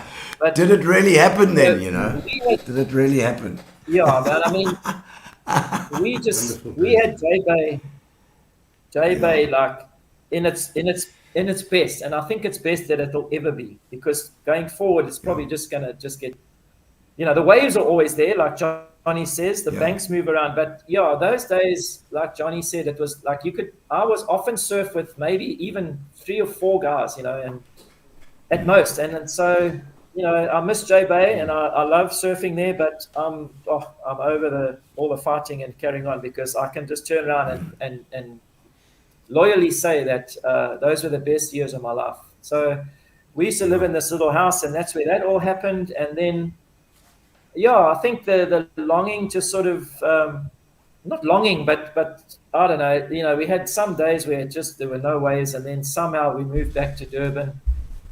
And I came here and finished my, I went to like a college, and I did a standard 9 and matric combined. I didn't pass because I failed Afrikaans, although we lived at proper Durban boy. We're doing too much Australia. Part of that too, we also lived outside of J-Bay. I know the show's on J-Bay, but just in terms of my history growing and my mom just taking us around, we lived at Victoria Bay for 2 years, and I went to a school in George called Otanikwaha, which was solid Afrikaans. And I used to ride to the school with on my motorbike, and the Afrikaans girls used to hang out the bus and hello, and I had the blonde hair, and they knew I surfed.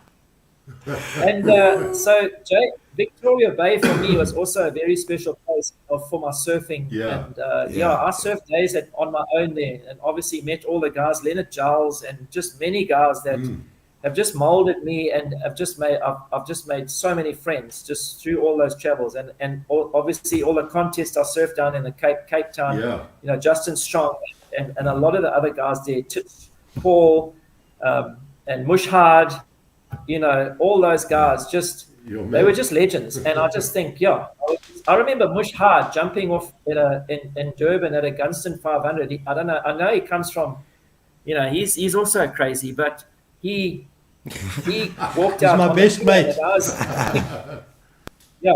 So ask Mush about this thing. About one Gunston 500, he decides to walk along that old rock groin at the Bay of Plenty. It was about 6 to 8 foot, maybe bigger, because the way he surfs, he jumps off rocks. So he's not going to paddle out in the channel. He's going to walk along the bricks and jump off the tip of the rock, tip of this pier, and paddle out at the Bay of Plenty. And it was this grinding. And Peter Burness was on the microphone saying, "Listen, that surfer Mush, you can't do this. No one does that. I don't think no one's ever done that." So he says, "No, don't worry," and off he went. Well, Dave will tell you what Mush is like. I love him to bits. But so he goes off there and ended up, he nearly cuts his toe off because he jumps and misjumps it and lands on some other rock at the bottom, which is full of these huge Natal mussels on there, and almost cuts his toe off. So that was the end of the Gunston for them. But and that was it, eh? So, but J-Bay, going back to J-Bay, I had the pleasure. I'll tell you what, Chris. Sorry we got this Don delay, man. I'll tell you what, if you don't mind, there's so many things we'd like to continue talking to you about, but I'm a bit concerned about the guys waiting in the wings. So if you don't mind, we're going to bring on the next guy, and more importantly, thank you very much. I did want to ask you other questions. Maybe we can come back to them. Yeah, We'll sit in the background, but I'm concerned about the rest of the guys here. Bruce Gold, I think, has gone to sleep. Yeah, listen, they all but My arse has gone to sleep. Don't worry, David. But Chris, I enjoy the fact that you're a storyteller. So it's been fantastic having you on, man. Thank you so much for Thank you, Chris. for your time and great to get to know one of the legends of the sport. Absolutely. Thank you. Right, we got Miles back. Thank you, Chris. I think Miles Masterson is back. It looks like we've got him on it. We got some. Oh, different background. Hello, Miles. We got you back. I'm on my main computer now with a right. webcam. Thank you. Yes, and the I'm sure the wire goes straight into your PC there, which is always good. Yeah. So sorry good, about but Miles, the tech breakdown. no problem. this contentious Where was issue about who the first, I beg your pardon? You can hear me? Oh, he's gone again. He's frozen again. Oh, there he is, back again. You say the contentious issue about who? The first to surf J-Bay. Give us the background on who the first was to surf J-Bay. Surf Supers. Jeez. Okay, I think it's probably better Supers was a different story. if I start at the beginning, which is when I was talking about the worm, and you know, the one fact that is like undeniable is that John Whitmore was the first surfer to lay eyes on J-Bay. That's without a doubt. After he found out about surfing and he started making polystyrene boards in Cape Town, then he got Clark foam, he met Dick Metz, came over, that whole story. John, the same year, 54, started working for Motors Western Province, who were the Volkswagen distributors in Cape Town. And the combi, he was actually apparently had the first combi of the PE production line. I haven't corroborated that, but people have told me that lime green combi that he had, that famous combi that the worm had, was the first combi off the PE production line. And then very quickly, I mean, his father was a salesman, his uncle was a salesman, he was just a natural salesman, and he was very successful.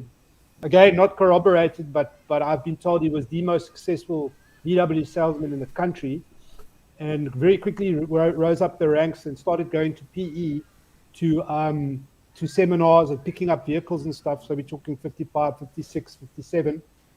And it became, in 57, he discovered Elands, and he got this obsession. And that's actually a quote that I've got from him. It became an obsession of mine. And every time he came up to PE, he turned right on the way up or left on the way down, looking for waves, looking on his charts for headlands. So the worm discovered Stoll Bay, Jongensfontein, Mossel Bay, Vic Bay, Muffles Bay, and then his big discovery, he had a friend who told him about a really nice wave at the mouth of the Krom River that he must go check out. So he went through Humansdorp, and he actually got stuck, and he had to walk. The sand was over the dunes, and he had to walk, another 20 minutes or whatever, and it ended up at Hewlett's. And he always wanted to call it Whitmore's because he discovered it. But he was the first guy to surf there. That was in 1958. And in fact, Leighton Hewlett came down to the beach while John was in the water, and he struck up a friendship with Leighton.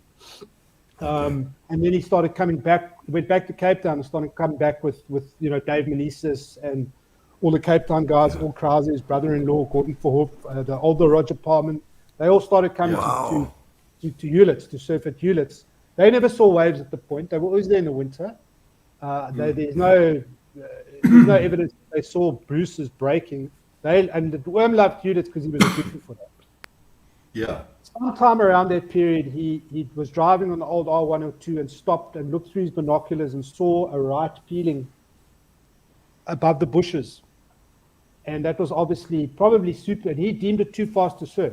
And he was a goofy, don't forget. He was like, there's plenty waves around the coast that are almost backhander for him. And he's just like, he loved Hewlett's, and they could camp in the Rindals and go fish in the river, and it was like the ideal up coast weekend. But they also, they surfed at Plet. They discovered so many surf spots, those guys.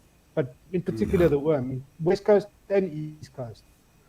And but so it was on a trip. I beg your pardon. Sorry. Yeah, so that was, and then, you talk about Bruce Brown. So Bruce Brown came through South Africa in December 1963. He was in Cape Town. Wow. And, they were going up the East Coast, and they organized the whole thing with Terence Bullen. and John told them to go to St. Francis to go surf Hewlett's, the reef. Correct. She was. And that's how that whole story came about. Was that they went there and they spent the night in Hewlett's bungalow, and Mike Hinson actually woke up the next morning and walked down to the beach to go and smoke some Zorl. He had a little pipe that he was smoking Zorl. Unusual.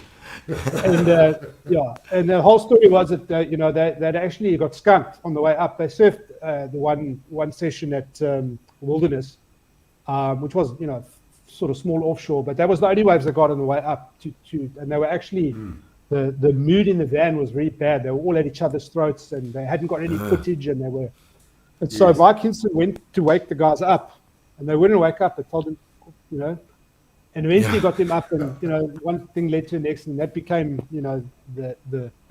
that perfect wave. They drove straight past Jobo. I don't think the worm even told them about it, because he reckoned it's too fast to surf. Don't even bother, Then they went to East London, and Mike, what's his name? His name always slips in mind.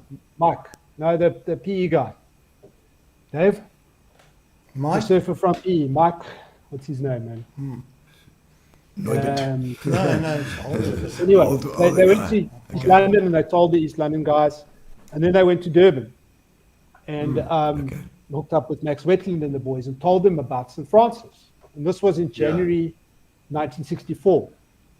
So as the story goes, then Max Wetland and a couple of other guys then shot down, probably April 64, shot down to and they couldn't find Bruce's, and obviously they didn't know about Jobo.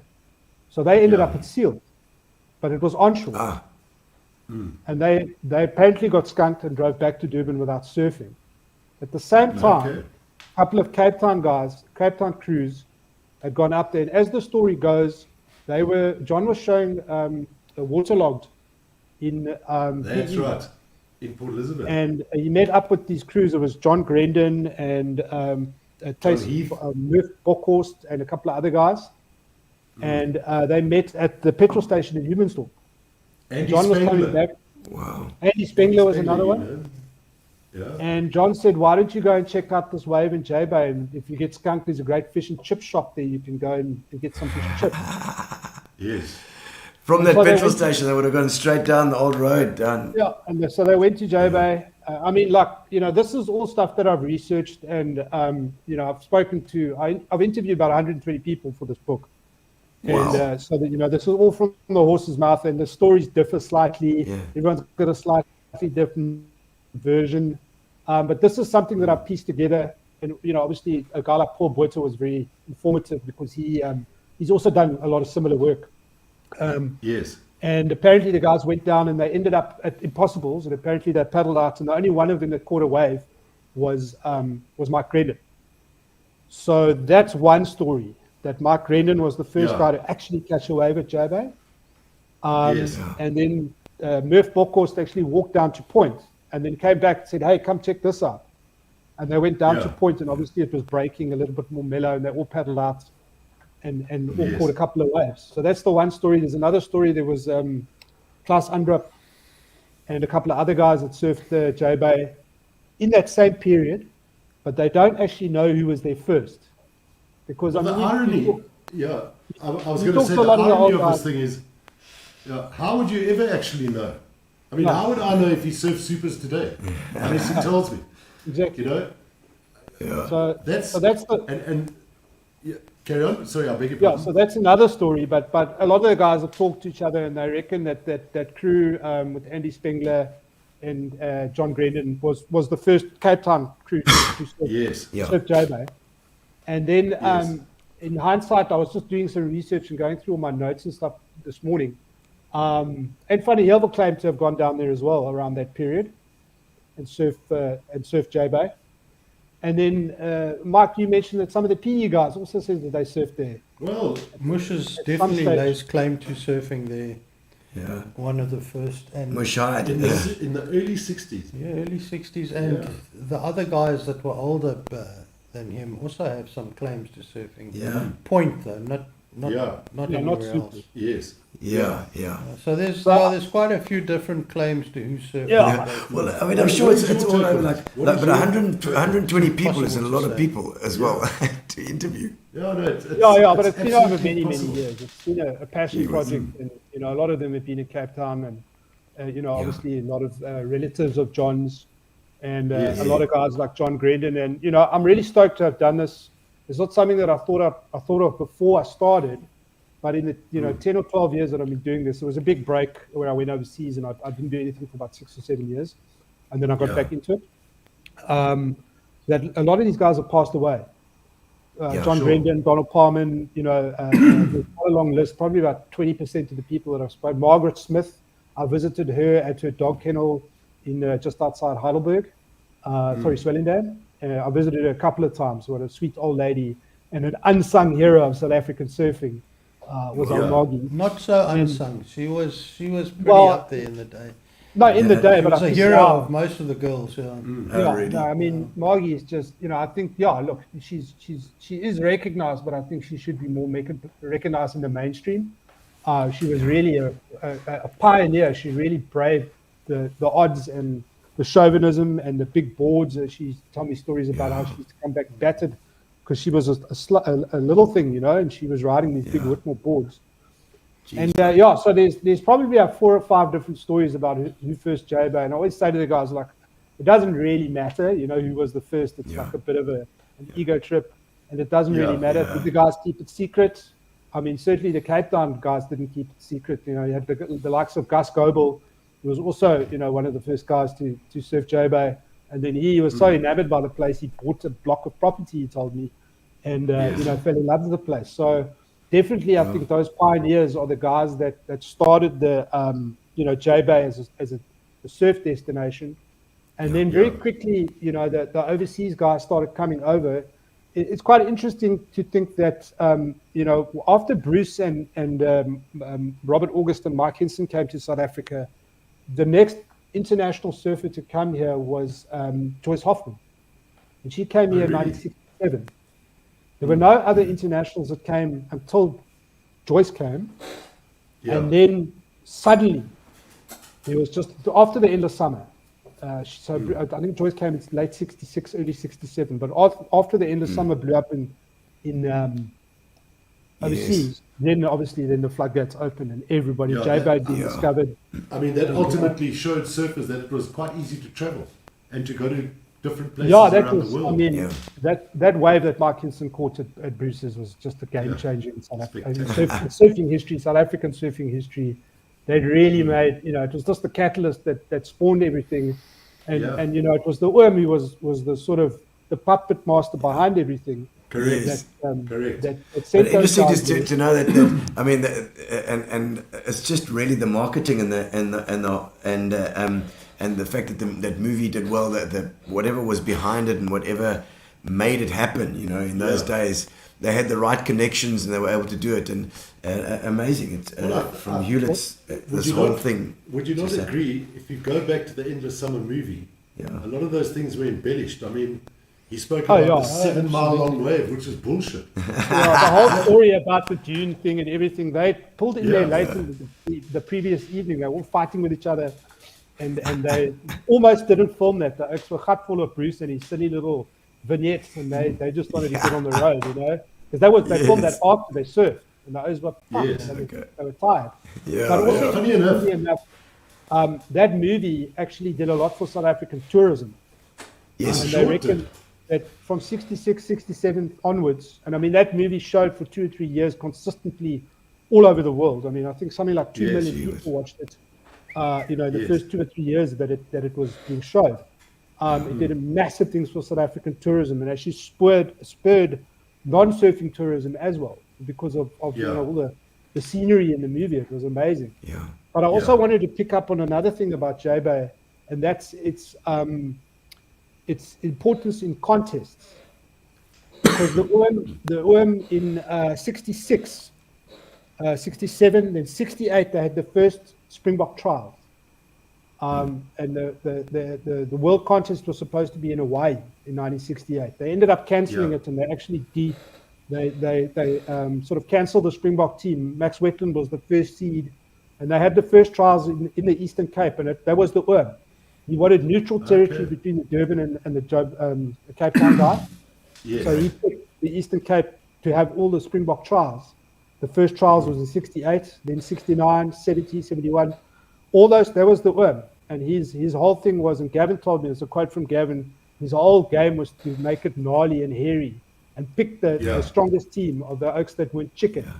And so that echoes what Chris was saying about the Springbok trials. Correct. They would have, and then they started having, obviously, I think the first SA champs were 69. That's right, yes. In J Bay at Point, which Gavin Thermopolis won. And so J Bay is really, and then Midget Farrelly also came that year. And that was the first year the Gunston the Durban 500 was held. But they would take the guys, they would camp out at Keerbooms and then drive up and down the coast, surfing Buffalo Bay and Vic Bay. Okay. And in the end, they ended up at J Bay. So, these J Bay's got a really strong sort of, obviously it's the best wave in the country. So it's got a really strong place or a really solid place in competitive surfing history in South Africa as well, because, most of the Springbok teams from 69 onwards or 68, excuse me, they had at least one of the days at J Bay. To pick the teams. I was just saying that they've actually, I don't know what's happening next year, but I don't think it is here next year. The WSL is not here. This year is not on anymore. And also another thing I heard this last year as well is that Zigzag has stopped producing now. Unfortunately, Yeah, gee whiz. I mean, was that a big part of your life as well, Miles? It was. I mean, Blunt magazine was part of the Zigzag stable. And and Miles, talking about books, I beg your pardon, talking about books, excuse my ignorance, your book on John Whitmore, has it been launched? No, it's finished. Okay. And I finished it probably around October last year, really, stepped back and said to myself, okay, I'm done now, And so since then I've been trying to get funding to print it. Publish it. Yeah, and I don't want to do a half-price job because everything that Worm did was quality. I mean, his boards were the Rolls Royces, and I don't want to, just do a flimsy paperback. I want to do a nice book that really honors his legacy. And I assume you've been to VW for funding. I've actually approached VW, they turned me down. Quite bad feedback here. Well, we've got the head of VW Worldwide is in St. Francis Bay as well. He's got a spot in St. Francis. He was on the show. So you'll have to organise something there. When you hear that feedback, I've got some really bad feedback. No, that's we're okay this side. But Miles, thank you so much, man. For coming on. It's been amazing to your stories and the depth of knowledge of the history is fantastic. I'm going to send off those rules to this week. John Whitmore.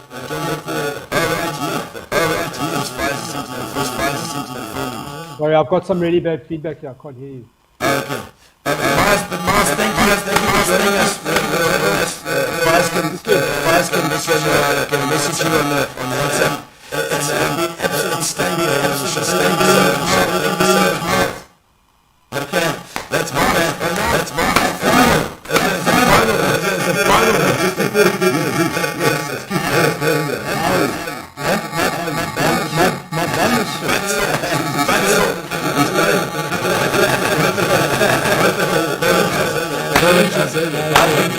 I think we must get Bruce on for a final Vuuren.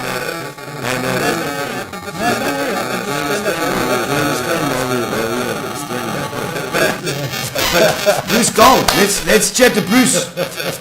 Let's stand up here. Bruce, how are you, man? Hey, there's some bad feedback. I can't hear a thing. Oh, it stopped. It stopped now. Oh, good. I'm glad. You. Oh, you can't hear me. Can you hear me now? Terrible. Something's distorting it. Yeah, now it sounds okay. Now it's okay. Okay. Is it better now? Okay. Okay, cool. Google code go on this back this side. All right. So Bruce, Bruce, when did you get to? Oh, this was a fun. Bruce, Dave's going to have a pee outside quickly. But Bruce, you entertain him for 2 minutes. Yeah, absolutely. Brewster, I'll be back now. I'm chatting to Bruce now because I remember, Bruce, the first time I heard about you was on a TV SABC TV thing. It must have been like, I don't know, 1980 something or 90. You introduced yourselves as the last great white hippie in J-Bay. Asian Taste with Betty Kemp. Aiton Taste. Yes, so Betty Kemp. Oh, say no. But Bruce, when did you get to J-Bay? Have you been there all your life? Yeah, I beat all those. I was there in 1953. We came for 1953. I was 6 years Oh, old. my We soul. came for Sunday dinner at the Beach Hotel, and my brother got a fishbone stuck in his throat. That's what stuck in the memory. Gee, was that one of the farmers? No, people don't know. I grew up in the Eastern Cape quite a bit. Yeah. Yeah. Okay. Where were you born, Bruce? Nou, ek is in Pietermaritzburg gebore. But I first came to Jeffreys Bay in the end of 1968 surfing, because this is meant to be about J Bay, not about me. Yes, absolutely. So yes, absolutely. Yeah. Okay. And I right. had a longboard, and a longboard with no leg rope. And I didn't really like J Bay. All those rocks, I cut my toe, I lose my board every now and again. The board gets dinged. Water was cold, but it was all right. You know what I mean? I found it acceptable. Okay. It grew on me, Good. Excellent. And so that's where your journey started. Did you just move down? Where did you stay? Was it your family? No. It was camping at the point in those days. We had cold shower, toilets, little sign on the toilet saying, please preserve our trees and bushes. And the next time I come, they're bulldozing it all away. They raped Jeffreys Bay rapidly. Yeah. But it was wonderful. We camped at the surface point in the old days. You paid a nominal amount and you were right there at the point. Yeah. 1968, they had the first SA surfing competition there. And I remember old Esposito beat Gavin Rudolph there, which was amazing. Or Mike Esposito was a hell of a surfer. Yeah. Esposito is like a Mexican. Yeah, I know, he was a Durbaner. He's a Durban guy. Just a normal Durbaner. But I don't know where he got the name from. Oh, maybe it sounds like Portuguese, maybe something. What happened? Mike Esposito, what a surfer. Yeah, for sure. And now, and Bruce, so that's when your surfing thing started there, obviously. And have you just stayed there all your life? No way. No, I went back to Durban. Yeah. I'd spent 3 years in the police force. That's right. Then I'd go back to Durban. I'd drive taxis, night shift, save some money. 3 months in Durban, back to J Bay. Did you ever catch any criminals? Hey? Did you ever catch any criminals when you were a policeman? Oh, we had to look for submarines. They were bringing terrorists in and guns in the old days. We had Land Rovers. Looking for submarines, I never found one. Damn it. Brucey, isn't it great at doing the background? Let's just paint a little picture of your first memories of J Bay. Pardon? My first what? Your first memories of J Bay or any the stories? gravel roads and the no houses.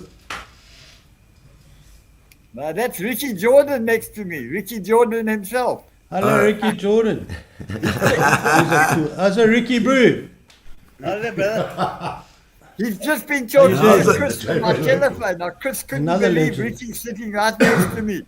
He's photobombing the show. He's photobombing the show. Yeah. I check that. I check Ricky's that. also a cooler. Hello, Ricky. Nice to see you, Ricky. And also big in surfing, J-Bay surfer. Yeah, I used to surf well. Ricky's semi-retired now. He was as good, if not better, than all those Bay youngsters. He was just older than Sean. They all looked up to him. But he never went pro. Okay. He went to Australia and lived the life instead. Yeah. Now he's come back to J-Bay. Yeah, Shem, it was a question. Get back in the water soon. Yeah. Oh, I hope so. So Yeah, I fixed his wetsuit for him the other day. He's supposed to use it. There we go. When you're waiting. Your wetsuit, Ricky. No. He's fixed your wetsuit. Now I got my back. I got my wetsuit back. And I've been using Yeah. it. But you haven't used it Not yet. long, John. I've been short, John. It's always been warm here. Okay. Yeah. Okay, Yeah, back to the good. history. Good. Back to the history. Yes. yeah. Thank you. And stories. Thank you. To Cut it to smithereens. cut a long story to smithereens, yeah. Obviously, it's obvious. Okay, I'm not going to get it started. The first people to surf Jeffreys Bay would have been from Port Elizabeth. Give them a gap. I mean, 100%, everyone comes to J Bay for Sunday dinner sooner or later. They must have surfed. And the story goes that the first people to surf Jeffreys Bay from PE, they surfed super tubes anyway. I'm sure Dave can corroborate this. They didn't know where to surf and they were small. They went surfing. Hey, Dave, have you heard that maybe story? Mush. Yeah, I Mush have, hard. yeah. I'm a gentleman. Mush has lays claim to having been one of the first. I'm sure he would have been. But there was very little communication in those days between people from the Cape and people from Natal and people from East. So to try and put a date on who was there first is literally impossible. Unless you've got a picture with a date on it, you have got no claim to surfing J-Bay Correct. for the And then first also time. that story, the story with Murray and the Beast surfing it the first time. With their, I heard they were wearing khakis. They had the one board. This was in Donald Paarman's story, Kom Reg Vandag, in the Tracks magazine. And they had a fire going on the beach, and they knew the waves were cooking. They were waiting for it. Excuse me. The one guy would surf the board. When he lost it, the other guy would jump on. And it was a long board cut down to 8 foot. That sounds interesting. But then Gavin says he and Keith Paul were surfing tubes one day. And they edged up there and they edged up to super tubes. And they rode it. They reckon that was most probably the first time, end of 68. That he said the boards they were riding. There were guys who surfed it. The guys surfed it before, but it was by mistake. Yes. They didn't surf it deliberately. They went out there because they didn't know any better. But there were guys in the early 60s who paddled out at supers, never made a single wave, and eventually ended up at a point where they could end up surfing properly. But Is it just too quick generally for a big longboard, it was For impossible. a big board. For those boards, it was absolutely impossible. Really, yeah. Only when the advent of the performance shortboard of the day came around. Pintails. No, there were big V bottoms and stuff. Okay. That one that Wayne Lynch surfed, remember, was like a big V bottom. He surfed it. And What sort of year would that have been, Dave? 70, eh, Brucey? 69, 70. Yeah, end of 68 when they surfed supers for the first time. That's what I understand. That's what Johnny also said. Yeah. But sorry, Dave, you were going to say something? Carry on, Bruce. Yeah, Mike's got pictures of me surfing on a longboard at supers. Movies. But they were. I'm more interested in longboard. And I don't make a habit of it. I'm more interested. You referred to Donald Paarman's book, Kom Reg Vandag. No, that was an article he wrote. Oh, it was an article. His book was called LSD. Oh, that's right. Thank you, Dave. But then I remember you telling me once about Bunker Spreckles. The guy inherited all the money. What a nutter. What's that? Yeah, no. Hy was te wild vir die wildtuin. That's the article they did in the Zigzag. Yeah, he opened the hotel one afternoon on his birthday. From 4 o'clock till 9 o'clock, we could drink what we like, with plenty of snacks involved. Yeah. He was a wild child. An unbelievable guy. I mean, he was mates with, I've seen mates with Mick Jagger, and he inherited, I think, am I right in saying his mother married a famous actor? Something like that. Who was the actor, Bruce? Oh, it was Clark Spencer Gable. Tracy. No, Clark Gable, I think. It was Clark Gable, that's right, not Spencer Tracy, Clark Gable. Correct. He had Clark Gable's knife. But he inherited money from Yes. His grandfather was Adolf Spreckles, and he was Adolf. That's why they called him Bunker. He didn't want to be called Adolf Spreckles. And his grandfather was a sugar millionaire from Hawaii. That's right, a sugar baron. Sugar millionaire, yeah. And he was a healthy, super healthy guy in Hawaii. They were riding these little boards, 4 inches thick. He had handles on the rails, and they were short, and they were top speed boards. He would belly board, knee board, or stand up at pipeline faster than. It was a special group of them riding these crazy boards. Yeah. But he came to JB. Didn't he wreck though? Yes, Didn't he wreck a few hotels there in JB and then just quite a check in? Was it the Savoy? He wrecked that Savoy hotel, and then he moved to the Beach Hotel. That's where he held the party. But Peter Daniels and him got on like a house on fire. And Peter made him a black Faith surfboard with a beautiful black face. But he also rode the twin fin there. There's a movie about Bunker, and he rides this twin fin, and it's not so easy to ride a twin fin at big supers. But he does handle it. Yeah. Bruce, do you remember Bunker doing a headstand on a skateboard down that hill from Aston Bay? Did you ever see him doing it?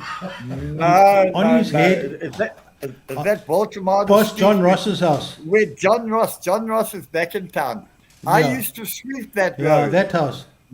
And they would say, Jesus swept. I saw Bunker coming down that hill on his head. Seriously, on his head, with both hands on the skateboard, flat out all the way down the road. Man, they used to do stuff like that in the 70s. With No helmet, no nothing. Yeah. If he fell off the skateboard, he would have wiped his face off on the top. Jeez. But he did it, and he was good at it.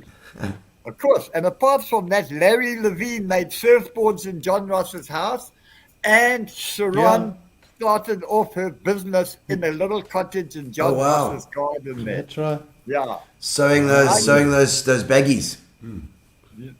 Doing the little baggies with I showed your legs off. I wore a pair once. They said, no, legs like mine, you can't be seen in public. And Bruce, just some background on some of the great surfers you've seen there at JB over the years. Oh yeah. No, as you're gonna say, there were so many all the way around. But I just checked certain styles. Mike Kuntz had the most laid-back style you've ever seen. And Matt Young said in his book about him surfing Sunset Beach Big, he surfed Sunset Beach like he's skateboarding down the road with his hands in his back pocket. And that's exactly how smooth he was. He had a 7.6 Diffenderfer. Diffenderfer was here shaping a few boards. Amazing. And remember Terry Fitzgerald's style? Yes, but just before he came along, another guy from the Brotherhood of Eternal Love, not the Brotherhood of Eternal Light.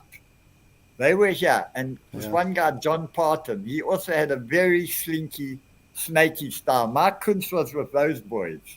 They had all escaped from they were on the run from jails in Spain. They were naughty boys. They were compressing. What was the Brotherhood all about? What's this Brotherhood story? It sounds like Charles Manson stuff going on. It was the Brotherhood of Eternal Life. They were trying to start a psychedelic revolution, spreading the acid around. Let the hippies take over the world. Yeah, that time. So it's exactly like a Charles Manson thing. Yes. No, I remember Rudy Chadwick. There's books written about it and movies. I sent you the link today. You can see all those books and movies about the Brotherhood of Eternal Love.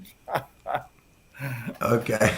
They even in that movie that you've got my movie, Mark. You can even watch my movie on the internet now on YouTube. It's called Watch Him Play. Watch Him Play. Watch Him Play. I've watched it. And they're in that movie. And all these guys used to surf so well are in that movie. Wayne Lynch. Wayne Lynch on his backhand. Oh, it's so smooth. The best.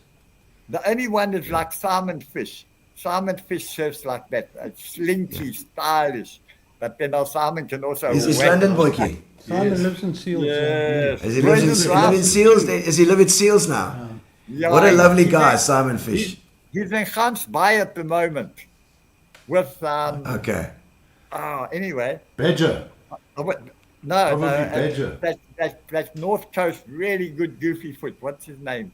Dive fisherman. Anyway, the good surfers from that time was GP. I mean, JP, John Parton, and then, as you say, Terry Fitzgerald and those guys came.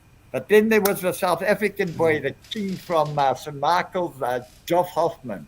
He was 6'4" and loose. A barrel rider of note. That guy could hit the lip better than anybody. He hit the lip better than Johnny, and that's something. Hey, Johnny, is he gone, Johnny? Yeah. Does it stay on forever? Johnny was lovely. Fell off a lot, but he was great at it. Reckless. Johnny was lovely and reckless. Also in that movie of ours, I don't know why you're not showing a clip of Johnny surfing with the flipping. The sun in the background there, Chiaroscuro. Beautiful. I've got lovely footage of Jonny Paarman up. Yeah, you've got footage. But Bruce... I've got lovely footage of Jonny Paarman. Bruce, before we start wrapping up here with Dave, we're going to we just need one story from you, something that resonates with you about Jeffrey's, maybe a time or something that went that happened that you can tell us. Something about me. Talk about me. Yeah. We lived on the hill. Yeah. With Tues Mariano. Yes. And we looked down at Super Tues. Okay. And it's 800 meters away or K supers. Yeah. And it's cooking this morning. It's early. It's 6, 7 o'clock, before 7. And I just run down, paddle out the channel, hair dry. I've got this beautiful 8'4" Roger Hans from Hawaii surfboard. Hey, it's magic. Wow.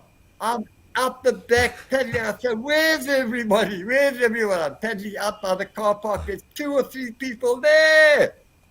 Suddenly, these 3 waves come rolling through. Oh, my sack. This is not my cup of tea. No. Where's everyone? Anyway, it's further out, and then suddenly a set rolls through, and one of those waves looked acceptable. I was in the way, in fact. I think I had to sort of best you take this one before they get bigger than this one. Yeah. And anyway, yes. And it was a northwest wind, and the northwest puts a riffle, a devil wind, puts a bump in the wave. And if the spray gets into it in your eyes, anyway, I slid in easy. I made the drop. And they say, oh, Bruce Gold. I never rated him as such a good surfer. That was that guy who was struck by lightning who said that. Who was that? Anyway, he got struck by lightning shortly after saying that. I wish I could remember his name. Brucey, my Bruce, we're going to have 10 minutes with Dave. I'm going to cut the long story short. They say Bruce can only do a soul arch and go straight. Mark was on the beach with the SAB. I've got a great... He took that clip. I did 4 turns. I didn't go just straight. They were all stand-up bottom turns. Okay. Oh, man. Bruce Gold. Terry Fitzgerald I could do remember it that. better. But Terry Sims, he was the king of the soul arts. Terry Sims came a couple of times over the years, also with the Roger Hahn board. You were. Terry Sims. Okay, you can cut me. Cut.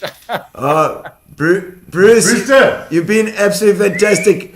We've had a good jol today, and it was a good way to end with you as well, Bruce. And we want to talk to Dave a bit. Thank you so much. We're going to have a quick chat to Dave and finish it off. But part of Bruce Gold, thank you. Part of the Jabba history for sure, Bruce. We can take our headphones off now. We've got nobody online now, so we don't have to worry. Jesus. And guys, Dave, I don't know, reflecting on all this that's been spoken about, anything that you can sort of wrap up with. Like they all say, there's so many bits and pieces that happened, and a lot of them, the ones that Chris brought up now, are things that we forgot about. Yeah, I remember walking up to his shaping bay, because the cars were sort of difficult to come by in the day, and we used to walk around a lot, and we ran out of petrol, you know. So and seeing him and his mother in this place, and he was a youngster, 15 years old, shaping his what a lovely surfboards. guy. Learnt, I think, most of his trade from Peter Daniels, who was one of the boys in J-Bay. Didn't get a lot of mention today, but Peter Daniels was one of the better surfers of his time in Jeffries, and one of the renowned shapers of his time as well. He made many Faith surfboards. Faith is I've seen Faith many was times. made by Robbie Ponting and Ken Freeland, and then Peter Daniels arrived, and he also started to go at Faith. Yeah, he was a bit of a takeover sort of dude. PD. He was a strong-minded, very strong. But you were saying earlier that you bought the surf centre from the Paarmans. From the Paarmans. Had you shaped the surfboard prior to that? No, I've never shaped surfboards. You didn't shape. The shaping. I was of the opinion that hiring other people to do the good work was better. Because if they got bad, which they did, you could get rid of them and get someone else. Once, if you were the shaper, you were kind of stuck with yourself. Like Dennis, you mean? Look, if you look at the brands around the world now, you'll see that a lot of them have got shapers' names on them. Yes. And it wasn't always good, you know. It was, and now those shapers are hiring other shapers that are better than them to do the work. So did you never shape them? Never shaped a board. But the sea flight stuff, who was shaping for you then? Glenn Darcy was. Glenn Darcy. Glenn was working for Ernie Thompson in Durban, and he came down and did some work for me, and I stole him from Ernie Thompson. Okay. And Headhunted. we worked together for the time that we did Sea Flight. I started way before that. I had a sea flight. I made Levine surfboards when Larry went to Australia. Levine as well? I took over Larry's little factory. I was living in California, and Larry got a hold of me. I was going to say texted me, but it wasn't. I think it might have been a telex or something. Saying he's leaving, do I want to come back and take over the factory? And that's how I started making surfboards professionally. But I made surfboards in my garage in Knutsen in the late 60s, but always believed that, and I used to buy shape blanks from Clive Barber, who in Cape Town was the best underground shaper. And I used to glass them and do all the other work. And that's how I learned to make surfboards. And then I moved in with Larry in the mid-70s in Jeffries. And Larry Levine was the opposition to Faith and the Pontings and the Freelands. And Sea Flight, I believe. Sea Flight came later. Sea Flight came in the 80s. So Levine's, I was sponsored by Larry. Sea Flight. Larry was, in my opinion, because I couldn't get in with Faith anyway, because it was those guys, was the best option, and he sponsored me and made surfboards for me. I wasn't really good enough, but I was good at selling surfboards. So I used to take boards to Cape Town and put them in my room and sell them to the guys. And Dave, if I may ask, where is Larry today? Larry's in Jeffries. He started up he gave up shaping and became a builder. And he's done a few houses. He's okay. You know. Oh, good on. Good to hear these guys are still around. He gave up surfing, and he went down a different path. But yeah, So these are J-based shapers as well. I mean, Mary Levine Glenn Darcy. in the 70s and 80s was one of the top shapers from Jeffries. Local Motion, what was that? That was me. That Local you? Motion, Local Motion as well? Yeah, Local Motion was a brand from Hawaii Okay. that we went over and acquired because in the day it was a good thing. Town and Country was around. Yes, Town and Country as well. We had Local Motion and made a hell of a lot of them. Yeah. I've got a longboard, Local Motion. Yeah, I still make a few now and then, but once again, making surfboards and shaping surfboards are two different things. I see you've been fixing up some of the old sea flights. Yeah, I like to Where do restore I see them. these things? Or where does What? one see them? The sea- boards at your shop? At Surf Centre's quite a few of them. The up one in room. Newwood? Yeah, there's only one left. Yeah, the one in Newwood now. And I wanted to ask you about that as well, Dave. The surf shops, is surf it a thing. viable business? No, It's a labour of love. the surf shops haven't been viable for many years since Yeah. You wanted to ask about the brand since the brands became gluttonous I was going to say, I mean, And- we've spoken about this. and Geez, you're going decided to sell their product retail. Yeah. It simply destroyed the surf shop, independent Yeah. surf shop industry. Yeah. There are still a few successful ones, but in general they all are And finding it difficult. would it also be to do with the online issue? No, No. no, online. Sure, you can buy online, but you can't Yeah. touch anything online. Correct. Don't you think it's 100%. more There's to good do? points. It's more to do with the? It's like a music shop as well. The music shops are battling as well. It's the fact that you used to go to a shop and you meet up with Dave and all the other surfers that are hanging around in the shop, having a jaw, talking about the waves, talking about the thing, and you become part of that community. Sure. And there was a support structure, Yeah. where you were a supporter of that surf center or lifestyle surf shop in Muizenberg or Yeah. Neil Dawood's old lifestyle. Oceans, Oceans, Beach John Break. McLeod, those. Was that those John were McLeod your- as well? John Yeah. McLeod Yeah. was Oceans. yeah. And Were Pat those Ellis. good days? Were those good days? They for were surf good shops? days for surf shops. We made a shit ton of money in those days, and we sold the brands. We sold in the first era. We sold Ocean Pacific, Lightning Bolt, Hang 10. Those were the brands. Yeah. They died, and then Gotcha and Instinct came along, and they were very, very powerful. Yeah. But they were careful how they marketed their products, Yeah. and they made sure that the people that were retailing them were looked after. Yeah. Yeah. And then big business got involved, and Edgar's decided to Yeah. buy into surf. And Yes. if you're sitting in your office and you need some money, and Edgar's come to you and say, "Listen, we want to buy Yeah. 10,000 pairs of board shorts and 5,000 t-shirts." Of course, they're going to get a better price. Well, they gave them a discount, but they sold so many of them that Yeah. they could now produce volume and make more money. Yeah. And the labor of love that was surfing became commercial. Yeah. And Dave, wasn't it visible? Or, I mean, if you look at Billabong as an example, I mean, they went through massive trauma around the world or globally. Well, all of them. Quicksilver, Billabong, Yeah. Ripcool have now sold out to a corporate. Yeah. It's not a viable business Yeah. for an independent owner. Yeah. If you stick it into a bunch of brands and you make it a product that you're selling, Yeah. you can make some money still out of it. Like you're selling. It's not like Nike or anything. Yes. Yeah. You can sell a T-shirt in a shop, But back in the day when they were iconic, Yeah. Yeah. they got very greedy, and they got huge pressure from their Shareholders. overseas. Shareholders. What do you call those people who own the business? And these people were franchise holders. Yes. And Yeah, people from overseas were saying, "Well, you guys are not making enough money. Mm. How do you want us to keep you with the brand?" And now these people are making good money Yeah. for themselves, but South Africa wasn't big enough, Yeah. surfer-wise, to support the brand. Yeah. So they had to go and sell it to the public. And Well, the interesting That was thing the about problem. what you're saying is, if you look at what's going on with the WSL, and I mean, it's not only the clothing side. it's of it, tapped out. It's the whole thing. Is Yeah. just It's tapped out. Yeah. you're right. Tapped out. So we need to find that again, but Dave, I think it's hit a couple of comments just before we get to our competition as well, and say thank yous and goodbyes. Michelle Carr, there's so many memories, J-Bay all the way. Margot Saunders.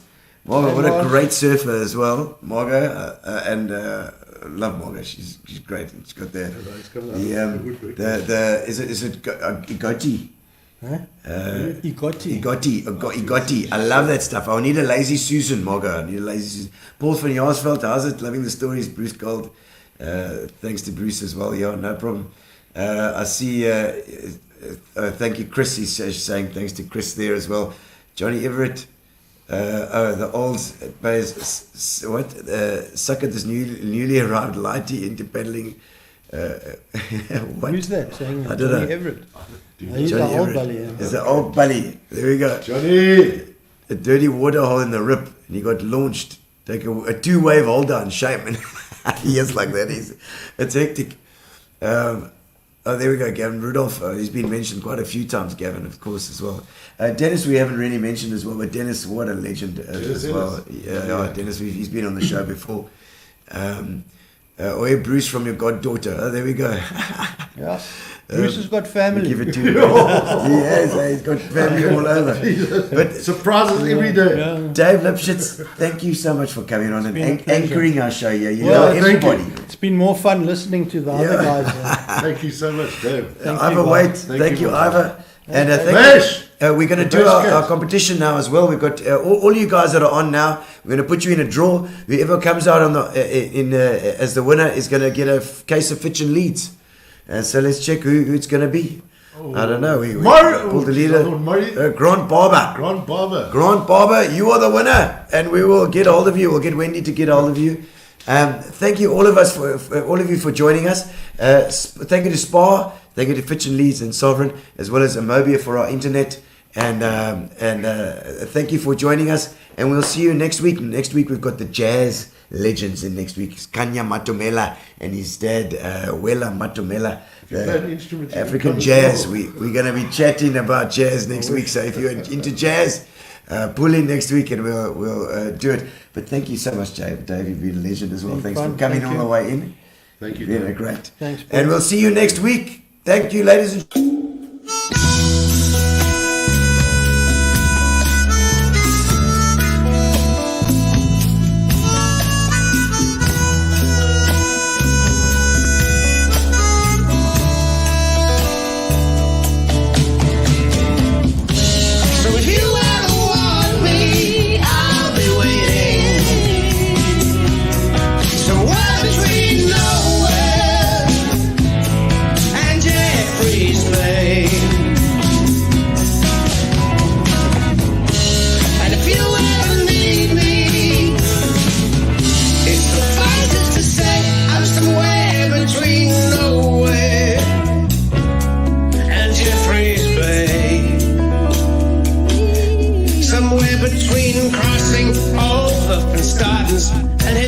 Rock bottom, somewhere between the grace of God and another double brandy and coke here.